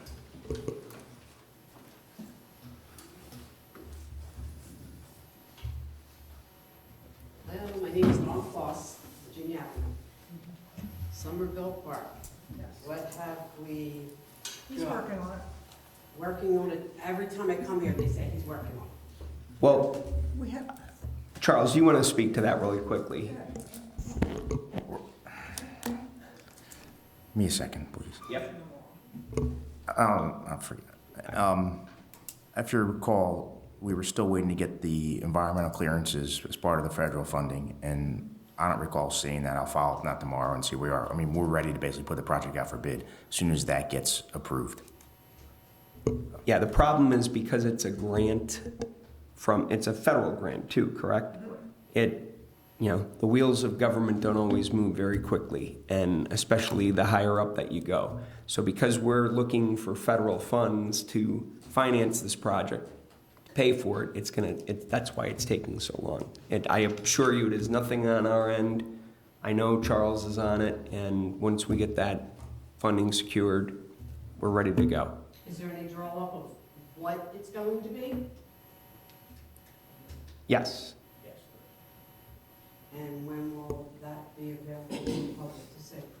I'll get it here tomorrow. All right. Thank you, Ms. Claus. Anybody else for second public discussion? Second public discussion? Second public discussion. Seeing nobody else for second public discussion, second public discussion is closed. I need a motion to adjourn. All in favor? Any opposed? Any abstentions? Good night, everybody.